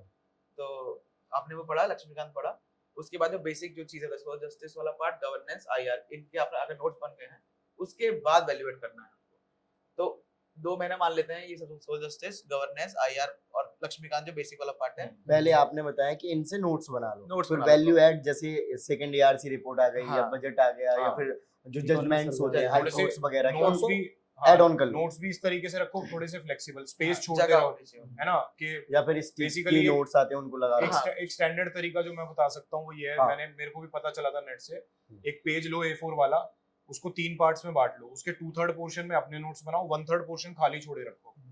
कल को कोई रिपोर्ट आती है, कोई ऐसा इवेंट होता है, न्यूज़पेपर से कोई अपना साइड में लिख लो दूसरी तरह के पेन से, जो थोड़ा सा फोटोग्राफिक मेमोरी में ये भी भी बढ़िया रहे है। हाँ, वो अच्छा- एक अच्छा- standard अच्छा तरीका technique रहता है। काफी। और ऑनलाइन बनाने की जरूरत नहीं पड़ती। ऑनलाइन बना लो, वो भी हाँ, बढ़िया ज्यादा है, better। एवरनोट यूज करते हैं, Flexible रहता है काफी। वो बहुत फ्लेक्सिबल है, कहीं भी कभी भी स्पेसिंग आप दो उसमें ऐड कर लो, पर्सन टू पर्सन वेरी करेगा। Very good। मैं थोड़ा सा मैं अपने बताना चाहता हूँ, जैसे मेनली हिंदी के माध्यम से, जैसे जब सेकंड टाइम में मेरा नहीं हुआ था तो मुझे लगा पूरे साल क्या ही करूँ, तो मेंस की आंसर राइटिंग कर लेता हूँ। तो मैंने सारी रेफरेंस बुक पढ़ी हुई थी, जैसे आपने कहा लक्ष्मीकांत हो गया, मॉडर्न हिस्ट्री हो गया, लेकिन अगर आप एक बार इनको कितनी बार पढ़ लो, अगर आप डायरेक्ट लिखने बैठोगे ना तो लिख नहीं पाओगे। हाँ। तो एक तो जरूरी है कि बिना नोट्स के आप नहीं लिख पाओगे मेंस, ये मैंने तो महसूस किया है। हाँ, नहीं, जब तक totally आपके पास agree। शॉर्ट नोट्स नहीं होंगे हर Totally agree, सब्जेक्ट के, हाँ। तब तक आप नहीं लिख पाओगे बिल्कुल भी। वो अंदर से होना ही आता है। चाहिए। बहुत difficult हो हाँ, जाता वो है। अंदर से ही आता है कि जब आप नहीं लिख पा रहे ना, कि यार कुछ ऐसा बनाता हूँ, हाँ बिल्कुल, एक टेम्पलेट, आप उनको नोट्स भी नहीं बोलोगे, एक टेम्पलेट बनाता टेम्पलेट्स हूँ होना चाहिए। कि मैं डिलीवर करके आ पाऊँ, बस वो नोट्स ही कहलाते हैं फिर एंड में। क्योंकि मान लीजिए हमने पढ़ी है लक्ष्मीकांत पढ़ी है, अब नॉर्मली कोई राष्ट्रपति संबंधित कोई क्वेश्चन है कि इसकी शक्ति और सीमाएं बताइए, तो शायद एकदम से ना याद आ पाए क्या है। अगर उसके नोट्स होंगे एकदम 5-5 पॉइंट, तो शायद एकदम से बता पाओगे। तो पहली चीज़ तो है कि नोट्स बनाने बहुत ही जरूरी है। और मैं जैसे अपना थोड़ा सा बता देता हूँ मैंने कहाँ से किया है। तो नोट्स के लिए मुझे लगता है आप रेफरेंस बुक के साथ साथ किसी कोचिंग का मटेरियल बिल्कुल ले सकते हैं। और मैंने बहुत सी कोचिंगों का लिया है, जैसे पॉलिटी हो गया, पॉलिटी के लिए मैंने दृष्टि के जो क्लास नोट्स है वो लिए हैं। एथिक्स के लिए मैंने पतंजलि के क्लास नोट्स, मुझे वो बहुत बेहतर लगे हैं, वो लिए हैं। और मॉडर्न हिस्ट्री के लिए अखिल मूर्ति सर हैं संस्कृत वाले, हाँ हाँ। तो उनके मैंने बहुत ही रेफरेंस लेके शॉर्ट नोट्स बनाए हैं। और ज्योग्राफी के लिए मैंने क्लास नोट्स भी लिए हैं, और जैसा आपने कहा एनसीईआरटी वो भी लिया है। So let's come to GS3। तो 3 में बेसिकली 4 से 5 सब्जेक्ट होते हैं। इकोनॉमिक्स है उसमें। 3 थोड़ा सा और वाइड है, हाँ, मतलब हाँ, उसमें बहुत ज्यादा मतलब डायनामिक बहुत ज्यादा है, काफी कुछ चीज डाल दी है उसके अंदर। करंट मतलब ओरिएंटेड बहुत किसी ज्यादा एक पर है। निर्भर नहीं रह सकते हम, हाँ। किसी एक मटेरियल पे निर्भर नहीं रह हाँ, सकते। करंट ओरिएंटेड बहुत, मतलब टोटली मैं तो मानूंगा आपकी इकोनॉमी है, डिजास्टर मैनेजमेंट है, साइंस एंड टेक है, सिक्योरिटी है। सिक्योरिटी है, अगेन सब टोटल डायनामिक है वो थोड़ा सा। तो आई थिंक इसमें न्यूज़पेपर और मेंस 365 जो मैगजीन है उसकी यूटिलिटी बहुत ज्यादा है। बिल्कुल बिल्कुल। GS3 में सबसे ज्यादा यूटिलिटी मानता हूँ मैं, economy, environment, science and tech जैसे सब्जेक्ट्स के लिए। तो आई थिंक इसमें इशू ओरिएंटेड आपको रहना चाहिए, जो करंट में इश्यूज चल रहे हैं कुछ हद तक गवर्नेंस और सोसाइटी सोशल जस्टिस में, एंड यहाँ पे तो पूरा आपको करंट ओरिएंट थोड़ा सा अप्रोच GS3 में चेंज करनी पड़ेगी। आई थिंक इसकी वजह से मार्किंग भी इसमें थोड़ी सी स्ट्रिक्ट रहती है बिकॉज इशू ओरिएंटेड है GS3 इसमें। तो हाँ, नहीं पहले तो स्टैटिक भी आपको जरूरी अंडरस्टैंडिंग ऑब्वियसली तो बिल्कुल जरूरी स्टैटिक करना है। इसका भी टाइमलाइन के साथ थोड़ा सा तो एक्सप्लेन। टाइमलाइन ये है कि आपने देखो इकोनॉमिक्स थोड़ा सा, अगर आपका बैकग्राउंड नहीं है, थोड़ा सा टेक्निकल सब्जेक्ट रहता है, हाँ तो कहीं ना कहीं टाइम लगता है उसको अंडरस्टैंड करने में इकोनॉमिक्स को। तो उसके लिए कोई भी एक अच्छा, आपको बहुत अच्छी बुक चाहिए एनसीईआरटी के अलावा, तो मेरे लिए तो रमेश सिंह की की बहुत थोड़ी सही बल्कि है। बुक है, टाइम लगेगा उसको पढ़ने में आपको। हाँ। उसके अलावा एक संजीव वर्मा भी आती है, छोटी सी पतली सी, वो ज्यादा लोग प्रेफर करते हैं। एक और आई है अभी बुक, शायद नितिन सिंघानिया सर की भी आई है। इकोनॉमिक्स की, हाँ वो भी मुझे एक idea मतलब नहीं है। उसमें काफी कम कंटेंट है जो मैंने देखा, इवन कलरफुल है। मैंने देखा है गौरव अग्रवाल सर जो हैं वो भी लिखते हैं। उन्होंने हाँ, भी उनकी इकोनॉमी भी है। की अपनी एक बुक निकाली है, तो काफी अच्छा उन्होंने उसमें, मैंने सुना है कि काफी अच्छी तरीके से ग्राफ्स का और थोड़ा सा क्रिएटिव चीजों का यूज करके एक्सप्लेन करा है उन्होंने। इकोनॉमिक्स ने बोला है, बता तो टेक्निकल सब्जेक्ट है, तो अंडरस्टैंडिंग बहुत ज्यादा जरूरी है इकोनॉमिक्स बना पाना। हाँ। तो उसके लिए दो तीन जो रिसोर्सेज हैं मैंने जो यूज करी वो दो चीज है, एक है तुम्हारा रमेश से, दूसरा मृणाल सर की जो वीडियोस हैं YouTube पढ़ी हूं 2014 वाली, उससे बेसिक अंडरस्टैंडिंग बनाने की मैंने कहने की कोशिश करी। इसमें मुझे लगा होगा 15 से 20 दिन आई गेस लगे होंगे स्टैटिक पार्ट कवर करने में। उसके बाद इकोनॉमिक और स्टैटिक के बाद में एनवायरनमेंट में शंकर आईएएस ही यूज करते हैं, मैंने भी वही यूज करी है। उसके बाद इंटरनल सिक्योरिटी की बात करूं तो एक आई गेस अशोक कुमार जो है हाँ IPS DGP हाँ। रिटायर्ड हुए। उनकी एक बुक है हाँ, छोटी सी। उससे हाँ, अंडरस्टैंडिंग मैंने इंटरनल सिक्योरिटी की ली है। उसका डिजास्टर मैनेजमेंट के, तो करंट अफेयर्स विजन के मटेरियल मेंस से 365 है, हाँ। ये सब और क्या बचता है कि मुझे साइंस Science टेक and हो गया, साइंस हो गया। साइंस टेक पर्सनली मेरे को जरूरत नहीं पड़ी करने, क्योंकि मेरा साइंस बैकग्राउंड से रहा है। डिजास्टर मैनेजमेंट है। हाँ, तो मोस्टली ये सब पॉइंट जो आपने रेज करे थे करंट अफेयर से ही। हाँ, थोड़ा सा बहुत जो न्यू स्टूडेंट्स है उस ओरिएंटेड वही से बत- बताइए। आपका ठीक है, आपको नहीं पढ़ा, बट बाकी लोगों को पढ़ साइंस एंड टेक के लिए अगर मैं बताऊं तो सर भी बता सकते हैं इसके बारे में। हाँ, मैं इसमें भाई ने बिल्कुल ठीक बताया, टेक्निकल चीजें ज्यादा हैं GS3 में। हर चीज की टेक्निकलिटी को आप पढ़िए बेसिक सोर्सेज से, अंडरस्टैंडिंग ले लीजिए, इफ पॉसिबल कंसोलिडेटेड नोट्स बना लीजिए 2-3-4 रीडिंग लेने के बाद। अच्छा, एक थोड़ी सी अलग चीज जो मैंने फॉलो करी थी वो मुझे बेटर लगी। एक प्रीवियस ईयर टॉपर थे शुभम सर, 2019 में उन्होंने ज्योग्राफी ऑप्शन था, तो उन्होंने ये अपने ब्लॉग पे लिखा हुआ था। तो उन्होंने बोला था कि एक साल पहले की मेंस 365 उठाओ। फॉर एग्जाम्पल, अगर कोई बच्चा 2025 के लिए तैयार कर रहा है मेंस, तो वो कोशिश करे कि इस बार जो मेंस 365 आएगी इसको उठाए, जो इश्यूज आए हैं उनको पढ़े। मोर और लेस इश्यूज ना सेम ही रहते हैं, कुछ नया इशू आ रहा है वो उस टाइम आप टैकल कर लोगे, राइट। ग्लोबल वार्मिंग हो रही है, क्लाइमेट चेंज हो रहा है, इकोनॉमी में फॉरेन पोर्टफोलियो इन्वेस्टमेंट्स जा रही हैं, FPIs आउटफ्लो हो रहा है ना, फेड्स ने रेट इंक्रीज करे या डिक्रीज करे, क्या असर आ रहा है इंडिया पे, इश्यूज तो वही रहेंगे मोर और लेस। आप मेंस 365 को एक बेसिक रीडिंग लीजिए उसकी, आपको पता चलेगा कि इश्यूज किस तरह से होते हैं, कैसे हम लिख सकते हैं, राइट। तो मैंने यही करा था कि एक साल पहले की मेंस 365 एडवांस में पढ़ ली थी, प्रीलिम्स से पहले की बता रहा हूँ मैं, जब ऑप्शनल के साथ मेंस स्पेसिफिक तैयारी चल रही थी, तो एक उससे आइडिया मिला, उसी को अप्लाई करता था अपनी टेस्ट सीरीज में, जो MGP टेस्ट सीरीज में लिख रहा था उसमें अप्लाई भी करता था उसे।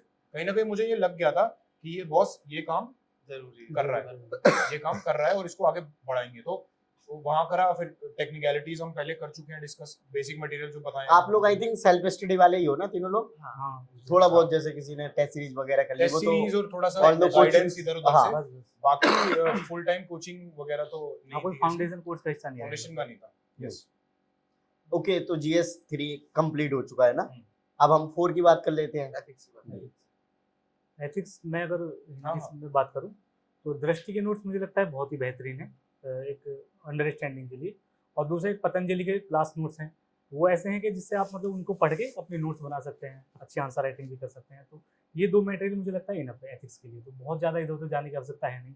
बाकी उसमें जो कोटेशन वगैरह डालनी होती है वो तो खुद से ही वैल्यूएशन करना पड़ेगा।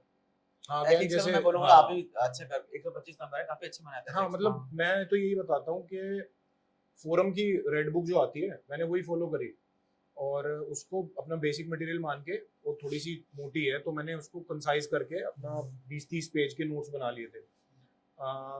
एक अलग स्ट्रैटेजी जो बच्चे करते हैं फॉलो, जिसमें मैं जानता हूँ उनके भी ठीक नंबर है, उन्होंने करा था सिलेबस उठाया जो उसमें की टर्म्स हैं एथिक्स के, गूगल करा उस और यूपीएससी लिखा आगे, उससे रिलेटेड जो इन्फॉर्मेशन आई हर टॉपिक के एक एक दो पेज के दो तीन पेज के नोट्स बना लिए। ऑन टॉप ऑफ दैट जो मैंने और करा था, प्रीवियस ईयर टॉपर थी एक मैम, उन्होंने काफी अच्छे नोट्स बना रखे थे अपने एथिक्स के। आई थिंक नहीं मैं उनका नाम अभी भूल रहा हूँ। हाँ आई थिंक बीच में अगर याद आ रहा तो मैं बताऊँ। आई थिंक उनका नाम डाल देना आप। मुस्कान डागर नाम था उनका। हाँ। मुस्कान डागर अच्छा अच्छा बिल्कुल ठीक। 70 समथिंग 72 रैंक के आसपास ही आई थी उनकी भी आई थिंक। तो उन्होंने जो था उनके पता 140 नंबर थे। हाँ, याद है। बहुत उनकी नंबर बहुत अच्छे थे। उनको फॉलो करने का जो मेरा मेन पर्पस था वो यही था, क्योंकि इन्होंने एथिक्स में अच्छा करा है बहुत अच्छे नंबर थे। तो कहीं ना कहीं इनके नोट्स में कुछ ऐसी चीज होगी, बिकॉज सब वही लिख के आ रहे हैं उनके नोट्स में। मैं एथिक्स में मैं भी हाँ। देखा है उन्हें मुस्कान। तो उन्होंने काफी अच्छी तरीके से ना कुछ थ्योरीज थी, कांतियन थ्योरी और बेसिकली बुद्धिज्म से रिलेटेड एथिक्स और हिंदुइज्म से रिलेटेड एथिक्स, भगवद गीता से रिलेटेड एथिक्स, तो स्टैंड आउट नोट्स थे उनके डेफिनेटली। और जो प्रीवियस सर्विंग ऑफिसर्स हैं उनके रियल लाइफ एग्जांपल्स की लिस्ट थी उनके पास, है ना, काफी मतलब इंटरकनेक्टेड चीजें बहुत थी उनकी उसमें, तो उनके नोट्स का मैंने बहुत सहारा लिया तो उसने हेल्प करा। बाकी आंसर राइटिंग मैंने करी डिलीजेंटली अपने एमजीपी में, और प्रीलिम्स और मेंस, प्रीलिम्स से भी पहले मैं आंसर राइटिंग करी थी, 3-4 टेस्ट लिखे थे, प्रीलिम्स के बाद भी टेस्ट लिखे, तो आई थिंक उसने हेल्प करा। ओके उसके अलावा श्रुति शर्मा मैम जो है एयर 1 रही हैं, हाँ। 21 में आई गेस, उनके नोट्स बहुत अच्छे हैं एथिक्स के, तो वो भी कहीं ना कहीं यूज कर सकते हैं। दूसरा मुस्कान डागर मैम है। तीसरा एक आई गेस ये गरिमा लोहिया मैम जो है, गरिमा लोहिया, हाँ, उनके जो भी 142 बहुत अच्छे, थे। इनफैक्ट उनका जो मटेरियल है एथिक्स का काफी अच्छा है। उससे बेटर उनकी जो टेस्ट कॉपीज है ना हाँ फोरम में जो हाँ, टेस्ट और कॉपीज हैं, ये एक चीज मैं मेंशन करूंगा कि थ्रू आउट मेंस की जब आप तैयारी कर रहे हैं, वो प्रीलिम्स से पहले हो या प्रीलिम्स मेंस के बीच में हो, टॉपर कॉपीज को अवॉइड मत करिए, बिल्कुल नहीं करना। उससे इंस्पायर भी होइए, उससे पॉइंट्स भी उठाइए, उसको क्रिटिकली एनालाइज भी करिए कि इन्होंने ये चीज गलत लिखी है, मैं इसको ऐसे लिख सकता था। So you are building yourself उस प्रोसेस में, तो बहुत इमेंसली हेल्प करती है प्रीवियस ईयर टॉपिक्स। मैंने तो बहुत फायदा लिया है उनसे। मैं ये तक बोलूंगा ईशिता किशोर मैम थी जो पिछले साल की हाँ। टॉपर है, उनकी अगर आप जीएस कॉपी देखोगे ना हाँ। तो लगता है कि भाई क्या फ्लो में उन्होंने आंसर लिखा है। एग्जैक्टली मतलब वो कर सकते हैं। बहुत ही यूनिक कंटेंट नहीं होता, पर जो फ्लो होता था ना, आपको आंसर पढ़ के मजा आया था कि भाई Right. ऐसा भी लिख सकते हैं। ऐसा लिख सकते तो वही कहीं ना यूनिक फैक्टर बना उनके लिए, मुझे लगता है। और ईयर 1 और एथिक्स में मुझे लगता है जैसे जो अपना नॉर्मल हम नोट्स बनाते हैं उसके साथ साथ वैल्यू एडिशन का ज्यादा रोल हैं। है। वैल्यूएशन जितना आप ज्यादा कर सकते हैं, एग्जांपल्स, रियल लाइफ है ना, इंसिडेंट्स, real life हो गए। इन चीजों को कोट करते, कोटेशंस, बिल्कुल। अच्छी कोटेशंस आप यूज कर सकते हैं। मुझे याद है इस बार सिखिज्म पे क्वेश्चन आया था कि आप गुरु नानक जी से क्या सीखते हैं, एथिक्स अपनी लाइफ में एथिक्स क्या डालते ये हैं। है क्या अभ्यास का क्वेश्चन था ये असली। मैंने यार अभ्यास दिया नहीं था, अच्छा ये असली में था। मैंने तो भी दिया। बट क्या था कि मैंने कुछ दिन पहले ही वीडियो देखी थी भाग मिल्खा भाग की, अच्छा, उसमें गुरबानी को वो कोट करते हैं कि नानक नाम जहाज है, चढ़े सो उतरे पार, जो सरदा कर सेवदा, गुरु पार उतारन हार। मैंने एग्जैक्टली यही लाइन लिख के आया मैं उसमें। अगेन आपको थोड़ा सा क्रिएटिव रहना पड़ेगा इसमें। Agree। ओके, और ऐसे के लिए कोई स्पेसिफिक तैयारी करने की जरूरत है, या फिर आंसर राइटिंग तो कर ही रहे हैं, तो ऐसे में तो मोरलेस की जो हमने पढ़ रखे होते हैं बाकी सब्जेक्ट, वहीं से रिलेटेड क्वेश्चंस पूछे जाते हैं। ये जरूरत तो है, मुझे लगता है ऐसे में भी थोड़ा बहुत, मतलब एज एन एक अनुदीप दुरु शेट्टी सर की एक उन्होंने ब्लॉग लिखा हुआ है, उनकी बुक भी आती है ऐसे के ऊपर है, नाम मेरे को याद नहीं आ रहा, पर फेमस बुक काफी। उन्होंने काफी डिटेल तरीके से बता रखा है कि ऐसे को स्टार्ट कैसे करना है, उसकी बॉडी को बिल्ड कैसे करना है, कंक्लूजन कैसे करना है, बीच में पैराग्राफ में फ्लो कैसे लाना है। तो उन्होंने बहुत डिटेल में वो चीज बहुत अच्छे से लिखी हुई है। बहुत डिफरेंट टाइप के स्ट्रक्चर्स बताए हैं कि कैसे एक अच्छा ऐसे लिखे जाता है, बॉडी की अप्रोचेस क्या होनी चाहिए। तो वो बुक आप बिल्कुल आप स्टार्ट से रेफर कर सकते हो, उससे आपको अंडरस्टैंडिंग मिलेगी कि ऐसे लिखना कैसे। फिर उसके बाद जिन टॉपर्स के ऐसे में अच्छे नंबर आए ना, उनके 10-12 टोटल 10-12 ऐसे निकाल लीजिए और उसको पढ़िए, एक बार समझने की कोशिश करिए कि ऐसे आखिर है क्या। क्योंकि जीएस एथिक्स थोड़ा हटके है, ऐसे आपको है ना एक ही ऐसे लिखना है 10-12 पन्नों में, तो थोड़ा डिफरेंट चीज है वो। आपकी पर्सनल जो थिंकिंग होती है ना, मैं मानता हूँ वो या तो एथिक्स में दिखती है, यस कि मोरल्स, आपका अप्रोच टुवर्ड्स लाइफ क्या है, या फिर वो एसे में दिखती है, बिकॉज आप अपने इंसिडेंट्स लिखते हैं, या आप किस चीज से इंस्पायर्ड है वो उसमें रिफ्लेक्ट होता है। जीएस इज टेक्निकल, आप उसमें एक स्टैंडर्ड टेम्पलेट, सभी की स्टैंडर्ड टेम्पलेट है, वो सब लिख के आते हैं, बट ऐसे is a different ball game, और वहाँ पे आप यही मदद ले सकते हैं जिन टॉपर्स ने स्कोर करा है कि उनकी क्या टेंडेंसी रही कि उन्होंने चीजों को किस हद तक क्रिटिसाइज करा, किस हद तक उस पर बिल्ड करा आगे, क्या उनका फ्लो रहा, क्या वो कोट्स भी यूज करते थे, क्या वो उसमें भी सब हेडिंग्स यूज कर रहे थे एसे में। जनरल चीजें हैं, आप टॉपर कॉपी से इमेंसली हेल्प ले सकते हैं। तो उसके बाद मुझे लगता है इसमें जैसे ऐसे में एक तो प्रैक्टिस बहुत ज्यादा जरूरी है। बिल्कुल जैसे नॉर्मली आप कर लेंगे एग्जाम्पल डाल लेंगे, प्रैक्टिस में तो जो आपने कहा कि जो पहला पैराग्राफ हमने लिखा है फिर दूसरा लिखा है वो कितना फ्लो में मैच हो रहा है। कभी कभी क्या होता है पहला कुछ और ही बता रहा है, दूसरा एकदम ही अलग हो गया है, तो वो ना हो और वो शायद प्रैक्टिस से आएगा हाँ, ज्यादा प्रैक्टिस है। मतलब ऐसा है कि अगर कोई भूमिका से पढ़ना स्टार्ट करे ऐसे तो बिल्कुल वहीं पे खत्म होके रुके, ऐसा नहीं कि बीच में उसे दिमाग लगाना पड़ रहा है पढ़ते समय, है ना। तो एग्जाम्पल जब डालें तो बिल्कुल इतना रिलेट करके डालें कि वो एकदम से ही जुड़ जाए उस टॉपिक से, बिल्कुल सही बात। और ये प्रैक्टिस से ही आएगा। आप कितने अच्छे एग्जाम्पल सोच पा रहे हैं उससे, और जैसे आपने भी किया होगा शायद ऐसे लिखने से पहले 15-10 मिनट अच्छे से सोचें, है ना। वो एक स्टैंडर्ड तरीका है। हाँ, आप ऐसे ऑल थ्रू आउट स्टार्टिंग से आप 12 पेज कैसे लिख देंगे बिना वही। सोचे हुए। और कभी कभी ऐसा होगा आपको ना time 20 लगेगा। चीज सोचेंगे कि 20 चीज हम सोच लेंगे, फिर Right. एक दिन पॉइंट आउट करेंगे कि केवल 10 हमें चूज करनी है कौन सी बेहतर है। Right. तो प्रैक्टिस मुझे लगता है ज्यादा आवश्यक तो फिर है। ये प्रैक्टिस की बात कर रहे हैं तो मैं बोलूंगा स्टार्टिंग से आप एक महीने में एटलीस्ट एक ऐसे तो लिखिए। तो हाँ, 8 हाँ, महीने में हाँ। एटलीस्ट आप 8 ऐसे लिख चुके हैं, Right. और उसके बाद आप जब प्री और मेंस के बीच में फिर आप कोई फ्रीक्वेंसी बढ़ाइए। इनफैक्ट कोई इशू आता है हिंदू हाँ। में एक्सप्रेस में कि ये चीज बहुत चल रही है कि वन नेशन वन इलेक्शन चल रहा है या कुछ और भी चीज हाँ, ऐसी विकसित चल रही भारत है। चल रहा है। विकसित भारत का है, आप कैसे जैसे कैसे आ सकता है फॉर एग्जांपल कि विकसित Bharat the future of India, how do you see it. बिल्कुल हाँ, ट्राई टू बी क्रिएटिव, क्या उसमें रोल प्ले रहेगा चीजों का, क्या क्या चैलेंजेस रहेंगे हमारे, क्या ग्लोबल डिप्लोमेसी कैसे हम हैंडल करेंगे, और क्रिएटिविटी उसमें दिखेगी। और रही बात बुक की, तो वो एक निशान जैन सर की एक बहुत बेहतरीन बुक है, तो मुझे लगता है हिंदी माध्यम के लिए तो परफेक्ट है, और इंग्लिश वाले भी अगर पढ़ सके तो बहुत अच्छी है अच्छा। निशान जैन सर की बुक। ओके, जो कंपलसरी पेपर्स होते हैं उनके बारे में क्या कहना चाहोगे? यार मतलब अगर मैं बताऊं तो थोड़ा सा मतलब बहुत उसमें difficult एग्जामिनर papers किसी नहीं को है फेल वो। नहीं करते हैं हाँ ना? मतलब वो Fail नहीं करते। इजी होते हैं कि नहीं मतलब ऐसा नहीं है, फेल नहीं फेल करते, भी you just can not ignore it. ऐसा कि मतलब पास तो होना ही है। जो बेसिक वो एक डिमांड होती है उनकी कि आप लैंग्वेज इस लैंग्वेज से उस लैंग्वेज कन्वर्ट कर पा रहे हैं नहीं कर पा रहे हैं, आपको अंदर से पता है कर पा रहे हैं, वेल एंड गुड, बहुत ज्यादा हाथ पैर मारने की जरूरत नहीं है। मेन से पहले का जो टाइम रहेगा, जो जीएस और ऑप्शनल के बीच में 1 हफ्ता रहेगा, उसमें आप अगर उसको आधा घंटा 1 पौना घंटा भी कर रहे हैं सोते उठते बैठते, तो वो आई थिंक कर जाता है। इतना कुछ इशू नहीं रहता उसमें। मुहावरे वगैरह कुछ पूछते हैं, कन्वर्जन इडियम्स वगैरह पूछते हैं, तो मतलब बेसिकली आपको अगर सेकंड लैंग्वेज जो भी है आपकी हाँ। आप काफी वीक है तो तब आप हल्का हाँ, फुल्का बट मैं ये ध्यान दे कहूंगा सकते कि हैं। जैसे मेरा हिंदी थी, वो जो लैंग्वेज थी हाँ। अदर देन इंग्लिश, तो मैं जब वहां पे लिखने गया ना, तो मैंने लिखी नहीं थी हिंदी बहुत टाइम से। तो मैं जब मात्रा वगैरह लगा रहा था तो मेरे हाथ ना नेचुरली वो बहुत रिस्ट्रिक्टिव मूवमेंट थी हैंड्स की। ओके, तो थोड़ा सा लिख के जाना 2 दिन हाँ। पहले हिंदी आप वगैरह लिख लिख लेना, बट ये है कि पेपर छोटा ही होता है, 2-2.25 घंटे 2.5 घंटे में वो पूरा हाँ, हो जाता है सब नहीं, हेड डाउन कर लेते हैं हाँ, उसमें इतना आराम से बिंदास दिक्कत की हो बात है। कंपलसरी, लेकिन ये जैसे आप कहा बहुत हाँ। आसानी से, मतलब लेकिन हिंदी में थोड़ा सा बच्चे बहुत डरे हुए रहते हैं इसमें ना, जो हिंदी माध्यम वाले होते हैं। इंग्लिश पेपर के लिए मैं खुद बहुत डरा हुआ था, मतलब जब होने वाला था मैं सबसे पूछ रहा कि भाई फेल तो नहीं होते इसमें, और 1-2 एग्जाम्पल निकल ही आता है कि भाई नहीं, हुआ था एक फेल तो समय फिर पे। वही वाली बात होगी, rarest of the rarest case है। आप लैंग्वेज में अगर थोड़ा सा हाँ। वही है कि लैंग्वेज में आप इतना वो रखिए, रिलैक्स रहिए कि कुछ ज्यादा एक्सट्रीम वो नहीं होगा।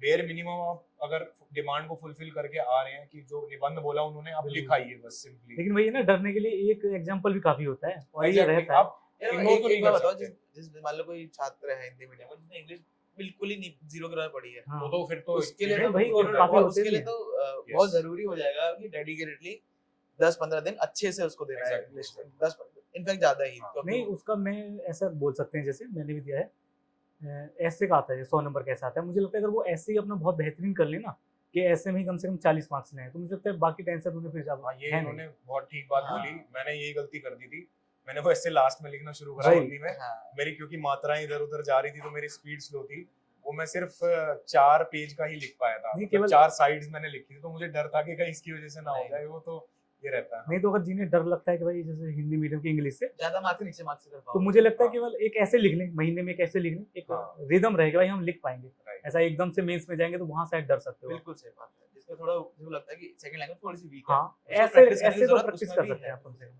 ओके, ऑप्शनल के बारे में बताइए।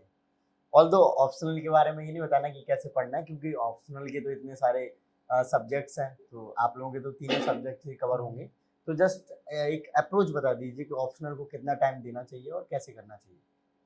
मेरे को लगता है कि मेरे ऑप्शन में ठीक ठाक नंबर आए इस बार 309 तो ठीक नंबर थे। क्या ऑप्शनल है आपका? मेरा एंथ्रोपोलॉजी था। एंथ्रोपोलॉजी। तो मुझे ऐसा लगता है ना कि ऑप्शन पहले 2 अटेम्प्ट और इस अटेम्प्ट में मैंने ये अंतर देखा कि ऑप्शनल को आपको बहुत डेप्थ में पढ़ने की जरूरत होती है। हाँ। अगर आपको 300 प्लस नंबर चाहिए उसमें और तो काफी ऑप्शनल time- आपका रैंक जिसे Decide कहते मेरी हैं जो ना। अगर रैंक है किसी चीज की वजह से तो मेरे ऑप्शनल की वजह से ही है। ओके। तो मुझे लगता है ऑप्शनल को आपको डेडिकेटेडली 7 से 8 महीने, जैसे मैंने बोला था आपको दिन को 2 बार डिवाइड करना था, तो पूरा वो ऑप्शन आपका लगातार ही चलता है, फिर वो 6 7 8 महीने जितना भी आपको कवर होता है वो लगातार चलेगा। एक बार आपका बेसिक कवर हो गया तब आपको वैल्यू ऐड करना है उसमें। राइट। अब वैल्यू ऐड के लिए अगर स्पेसिफिकली एंथ्रोपोलॉजी में बात करते हैं तो ट्राइबल्स की केस स्टडीज आ जाती हैं, स्कॉलर्स के नाम और उनकी बुक्स से आप कर सकते हैं, डायग्राम से कर सकते हैं। इन चीजों से आपको वैल्यूएट करना होता है और बहुत जरूरी है अगर आपको अच्छा स्कोर करना है। बाकी ऑप्शन की डिटेल वीडियो कभी और कर लेंगे अच्छे हाँ, से, definitely करना है। डेप्थ में जो वीडियो रहेगी वो आई थिंक क्योंकि टाइम लगेगा, Time लगेगा। काफी ज्यादा टाइम लगेगा। ऑप्शनल बहुत क्रिटिकल सब्जेक्ट है, ये डिसाइड करता है आपका जो मार्क्स बिल्कुल रहेंगे इसमें, बिल्कुल। तो इसके लिए अलग से I think it would be better. लेकिन इतना कह सकते हैं कि कभी मैं बहुत स्टूडेंट देखने से ऑप्शन वो 4 महीने में कंप्लीट कर लेते हैं, फिर वो रख देते हैं कि चलो हमारा ऑप्शनल तो कंप्लीट है, तो एक ये touch भी कहीं नहीं ना कहीं छोड़ता, गलत है। बिल्कुल है ना? नहीं छोड़ना चाहिए एक बार 4 महीने पढ़ो फिर 2 घंटे कम से कम दो डेली, बिल्कुल टच में देना रहो उसके कहीं ना कहीं, बिल्कुल बिल्कुल। तो ये कर सकते हैं। ओके। सो लास्ट में हम प्रीलिम्स के जो लास्ट टाइम में प्रिपरेशन करते हैं तो उनके मोटे मोटे सब्जेक्ट्स क्या टॉपिक्स को मेजरली फोकस करें और रिवीजन साइकिल क्या रखें प्रीलिम्स में। जैसे हम 3 महीने का टारगेट लेके चलते हैं, जनरली 3 महीने ही लोग रखते हैं। अभी तो अगर आप 24 की बात कर रहे हैं ये 25 की बात 25 की बात करो, मतलब 25 एक की बात ओवरऑल करो। मतलब ठीक है। प्रीलिम्स के पहले जो स्ट्रेटजी होती है। प्रीलिम्स में देखो तो 3-4 चीजें मैं फोकस करता था प्रीलिम्स से पहले। तो पहली तो है आपका 4 चीज हो गई, आपकी जो स्टैटिक पोर्शन है, करंट अफेयर्स हो गए, पीवाईक्यू हो गई और प्रैक्टिस एंड एनालिसिस। तो स्टैटिक को बार-बार आपको रिवाइज करते रहना 4 महीनों में। मतलब जैसे हिस्ट्री पढ़ा, ज्योग्राफी पढ़ा, पॉलिटी पढ़ा, इकोनॉमी पढ़ा, फिर हिस्ट्री पढ़ा, तो साइकिल को आप चलाते रहिए। Right, 2-3 घंटे को चलाते रहिए, उसको रोक 1-1.5 घंटे करंट अफेयर्स साइकिल चलाते रहिए, उसको भी आपको पढ़ते रहना, रिवाइज करते रहना। And in between that PYQs को पीवाईक्यू सब more गाइडिंग often लाइट है इधर मतलब इन एंड आउट पीवाईक्यूज तो आप हमेशा रखिए अपने साथ। जो मॉक लगाते हाँ। रहिए जो सब्जेक्ट पढ़े हाँ। साथ में। उसके बाद आती है प्रैक्टिस वाला जो पार्ट होता है, प्रैक्टिस और उन मॉक्स की एनालिसिस वाला पार्ट जो है। तो जब 4 महीने रह गए तो आप हर दूसरे तीसरे दिन एक फुल लेंथ टेस्ट देने की कोशिश करिए। राइट। और जैसे जैसे पास आते जाता है तो आप इसको ना आप डेली भी कर सकते हैं। एक टाइम के बाद आगे एक मतलब मेरे को लगता है कि जब एक महीना आ गया तो रेगुलरली भी करने की जरूरत है और उस टाइम पे करिए जिस टाइम में असली में प्रीलिम्स होता है। हाँ, टाइम सिमुलेशन। हाँ 9:30 11:30 और 2 से 4 करना ही बहुत जरूरी है। हाँ, इसमें मैं ऐड करता हूँ जो मैंने करा था। मैंने टेस्ट सीरीज तो ऐसी कोई नहीं ली थी, बट अगेन मार्केट में मिल जाते हैं टेस्ट वगैरह, तो जो है मैंने टेस्ट नॉर्मली जो लगा देते हैं सब वही। इसके अलावा जो जैसे विजन का अभ्यास होता है वो थ्रू आउट इंडिया अलग अलग सिटीज में हो रहा है, तो बच्चों को कन्वीनियंट भी रहता है अपने नजदीकी शहर में जाके देना। फोरम का सिमुलेटर होता है, ये ना आपको रियल सिमुलेशन जैसा देते हैं, क्रिएट कर देते हैं कि एग्जाम में आप अपने घर से दूर जा रहे हो, वहाँ बैठ रहे हो और बच्चे दे रहे हैं, नेक टू नेक कंपटीशन है, ठीक है, आप टाइम मैनेजमेंट कर रहे हो वहाँ पे। तो अगर आप 4-5 टेस्ट ऐसे दे पाए अभी जो प्रीलिम्स है उसमें, और उस टाइम पे भी आगे जाके और ज्यादा दे पाए, तो ये भी आपके एक पॉजिटिव फैक्टर रहेगा आपको वो कराने में। राइट। सो और कोई ऐसी चीजें ऐड ऑन करना चाहो रिवीजन को लेकर? थोड़ा सा रिवीजन कितने टाइम पे करना चाहिए? पूरा सिलेबस पढ़ रहे हो, मंथ में करना चाहिए, वीक में करना चाहिए, कैसे क्या? इसमें अगर मैं जैसे बात करूँ, जैसे भाई ने बताया कि 3 महीने पहले ही स्टार्ट कर देना चाहिए, है ना, प्रीलिम अभी तैयारी। इस टाइम को देखते हुए 4 से 5 महीने क्योंकि डिफिकल्ट नहीं, बिल्कुल। होता मैं है तो कह रहा हूँ- फॉर मी हाँ 4-5 महीने तो हाँ, एटलीस्ट। और पहला प्रीलिम में तो जितना ज्यादा समय दे सको उतना ही बेहतर है। हाँ, हाँ, 4-5 बहुत बहुत ज्यादा महीने। भी देना है, बहुत ज्यादा 4 से 5 महीने बस, आप बस। दे सकते हो आप। और मेरा तो ये होता था कि मैं 3 रिवीजन का अपना टारगेट रखता था कि मुझे 3 बार रिवीजन करना है, हर बुक का और अपने नोट्स का रिवीजन करना है, और साथ ही कोई 2 कोचिंग के मॉक टेस्ट लगाने हैं साथ में, और प्रीवियस ईयर में लास्ट में लगाता हूँ, लास्ट के 20 दिन में, हाँ, और वही टाइम शेड्यूल के साथ। लास्ट के 1 महीने में प्रीवियस ईयर के क्वेश्चन पेपर्स को एज इट इज प्रिंट निकाल लीजिए जैसे वो पूछे गए हैं, बिल्कुल। और उसे फुल लेंथ टेस्ट की तरह लगाइए। हो सकता है कि 40 क्वेश्चन आपको पता हो, बट स्टिल वो पैटर्न आपको सेट हो गया ना एक बार फोटोग्राफिक मेमोरी में आपकी, कि इस तरह से क्वेश्चन आ रहे हैं, वो थीम्स आप अगर आइडेंटिफाई कर गए, तो आई थिंक रियल एग्जाम में ना ज्यादा वो थोड़ा सा वैसा फील नहीं होगा कि मतलब कुछ अलग हटके है, थोड़ा सा रिलेटेड आप फील कर पाओगे वहाँ पे। और एक वो भी होता है कि कंफर्टेबल नंबर किसका कितना है, कि किस पे उसका वो वेरी करेगा। हाँ, मेरे ख्याल से सारे टेस्ट मिला के फुल लेंथ सेक्शनल फोरम के सिमुलेटर ये सब विजन के अभ्यास प्रीवियस ईयर सॉल्विंग मेरे ख्याल से 35-40 टेस्ट इससे ज्यादा थे नहीं मेरे उसमें ऑनेस्टली इतने ही थे। नहीं मतलब जैसे मैं तो इसमें मतलब 50-60 आप एटलीस्ट में नहीं, नहीं, करता नहीं हूँ करते आप हैं। करो हाँ चीज़। बिल्कुल आप जिसमें हाँ। प्रोडक्टिविटी अपनी बढ़िया कर वैसा, पाए हाँ। जहां आपको लग रहा है ये ज्यादा हो रहा है अब मैं थोड़ा सा रिवीजन की तरफ जाऊं या सिर्फ पीवाईक्यू करूं आप छोड़ दीजिए ऐसा फोमो ना फील करिए बिल्कुल, कि ये नहीं करा तो सिलेक्शन नहीं होगा नहीं नहीं लेकिन एक नंबर ऑफ अटेम्प्ट भी हम कर सकते हैं कि हमारा कितने पे बेस्ट जा रहा है। हाँ अब सबका अपना अलग नंबर अलग ऑफ होता है। क्वेश्चंस ऑप्टिमाइज करने की कोशिश हाँ, करिए बिल्कुल। कि इससे ज्यादा कर रहा हूँ तो कमा रहे तो हैं कमा रहे हैं। इससे कम कर रहा हूँ तो कमा रहे हैं है ना, ये वो भी भी करना एक बहुत तरीका जरूरी होता होता है। और जो पैटर्न चेंज हो रहा है अभी वो ये हो रहा है कि एक्यूरेसी पे ज्यादा फोकस करिए आप मतलब मेरे लिए तो 90 प्लस रहता था मेरा टारगेट क्योंकि मेरी पूरी एक्यूरेसी में कहीं ना कहीं नहीं मेरा भी बहुत अच्छी 95 रहती है। प्लस ही हाँ, रहता तो मैं है। कोशिश मेरा करता भी 90 प्लस अटेम्प्ट करूँ पर इस बार मैं डिफिकल्ट होने की वजह से 85 या 84 ही कर पाया। इवन मैंने 77 क्वेश्चंस करे अडेप्ट थे करना बहुत जरूरी है राइट है ना राइट सिचुएशन में Exactly. हम लोग पेपर को देख के फ्लेक्सिबल हो बिल्कुल थोड़ा ऐसे अडेप्ट करना करना बहुत ओके सो फाइनली मतलब ओवरऑल चीजें कवर हो गई हैं कोई और पॉइंट्स आप ऐड करना चाह रहे हो तो लास्ट में कर दीजिए। यार एंड तो मैं यही करूंगा कि ये जो पूरा यूपीएससी जर्नी है इसमें 2-3 चीजें बहुत जरूरी हैं मुझे लगता है। सबसे पहली मैं बोलता हूँ जो पेशेंस है धैर्य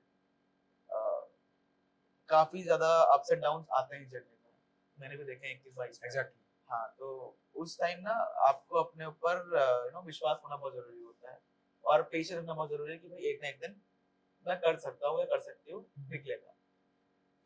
दूसरा चीज आई गेस मेहनत तो वही है इसमें तो कोई इसका दो राह ही नहीं है मेहनत का कोई भी ऑल्टरनेटिव नहीं है तो वो आपको करनी ही करनी है। और तीसरा आई गेस सपोर्ट ये एग्जाम ऐसा है जो अकेले आदमी से नहीं निकल सकता मुझे लगता है कि आई थिंक ये पूरी फैमिली का एग्जाम होता है हाँ, ये फैमिली का एक जना तैयारी नहीं कर रहा वो हाँ, पेरेंट्स पीयर ग्रुप आपका सब तैयारी कर रहे हैं अकेला आदमी नहीं निकाल सकता इसको तो अपने पेरेंट्स को अपने फ्रेंड्स को क्लोज रखिए। वो एक्चुअली इंटरव्यू वाले दिन रिफ्लेक्ट भी तो हो जाता है हाँ, कि आपका पूरा परिवार आपके साथ जा रहा है वो यूपीएससी यूनियन पब्लिक हाँ। सर्विस कमीशन के आगे फोटो खिंचवा रहा है तो इसका यही मतलब है कि वो अकेले आपका एग्जाम नहीं था आपका पूरा परिवार इंटरव्यू देने गया है उसने हाँ तो बिल्कुल वही मेरा सपोर्ट बहुत जरूरी है एग्जैक्टली सपोर्ट पेरेंट्स का फ्रेंड्स का।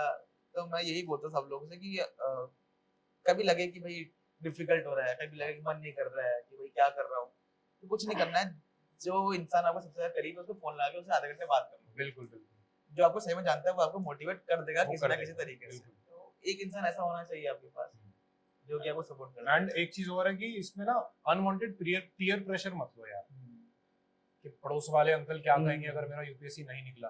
पहली बात तो पड़ोस वाले अंकल को बताओ ही मत कि आप यूपीएससी की तैयारी कर रहे हो to be very honest silently काम करो। मेरे नेबर्स को नहीं पता था कि मैं एग्जाम के लिए अपीयर करूंगा जो भी है बिकॉज वो मेरे लिए डिफिकल्ट हो जाता वो हर दूसरे दिन पूछते अब क्या चल रहा है अब क्या चल रहा है भाई चल क्या रहा है रिवीजन चल रही है और क्या चल रहा है बट आप नहीं समझ पाओगे तो मत इतना बहुत ज्यादा डिस्क्लोज करो। थोड़ा सा अगर आप सोशली इन्वॉल्व आदमी हो तो ठीक है आप हैंडल कर सकते हो फिर मैं मानता हूँ। अगर आप तैयारी पे फोकस रखते हो तो ज्यादा बस ये मत करो कि मैं तैयारी कर रहा हूँ ये सब वो सब तो फिर वो जब आप फीडबैक वहां से मिलने लगती है ना बाहर से तो एक प्रेशर आने लगता है आप पे आप भी उसे एनालाइज नहीं कर पाते कि प्रेशर ज्यादा आ रहा है आपकी प्रोडक्टिविटी गिर जाती है। तो अगेन पीयर प्रेशर मत आने दो अनवांटेड और कॉन्फिडेंट रहो अपने पे भरोसा रखो हेल्थ का भी ध्यान रखो साथ हेल्थ का ध्यान भाई ने बहुत सारी बातें बता दी। धैर्य रखो अपने ऊपर विश्वास रखो और दोस्त से कनेक्ट रहो कॉन्फिडेंट रहो और ये सब आपने बता दी। लेकिन मैं एक बात और ऐड करना चाहूँगा जैसे हिंदी माध्यम का बहुत ही कम रहा है रिजल्ट अब की बार भी 42 बच्चे सिलेक्शन हुए हैं तो मैं बहुत हिंदी माध्यम वालों से मिलता हूँ तो डर का माहौल है जी भी कि इतना कम हो रहा है और तैयारी करने वाले बहुत ज़्यादा हैं होगा या नहीं होगा।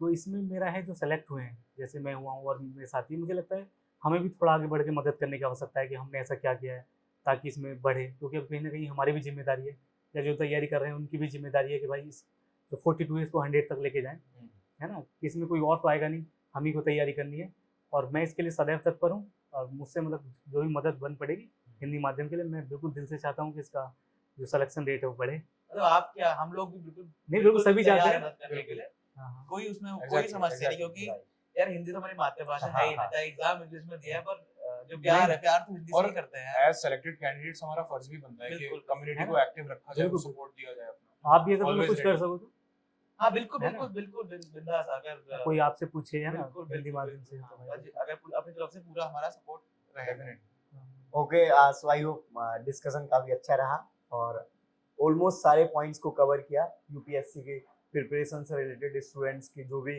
डाउट्स हो सकते थे, और सर लोगों ने भी आपस में डिस्कशन किया, जिससे कि कुछ वैसे भी पॉइंट्स निकल के आ सकते हैं जो मैं अभी कवर भी नहीं करता था, है ना, क्योंकि मेरी भी एक मेमोरी एक ही साइड काम कर रही होती है, कई बार नई चीज़ें ऐड ऑन नहीं हो पाती हैं। और एक और चीज़ मैं बता देता हूँ, सबके सोशल मीडिया के जो लिंक्स हैं मैं वो डिस्क्रिप्शन में दे दूंगा। आपकी क्वेरीज वगैरह रहती है तो आप इन लोगों से कनेक्ट कर सकते हैं, पूछ सकते हैं। सो आई होप फ्रेंड्स आपको ये पॉडकास्ट अच्छा लगा होगा। आप अपनी फीडबैक्स दीजिए कमेंट सेक्शन में कि क्या और इम्प्रूवमेंट की जा सकती है, या फिर किस तरीके के और टॉपिक्स पर इस टाइप के डिस्कशन ला सकते हैं, सो दैट कि आपको चीज़ों को अंडरस्टैंड करने में हेल्प मिले और आप अपनी प्रिपरेशन को राइट डायरेक्शन दे सकें। So again thank you so much everyone. जय हिंद।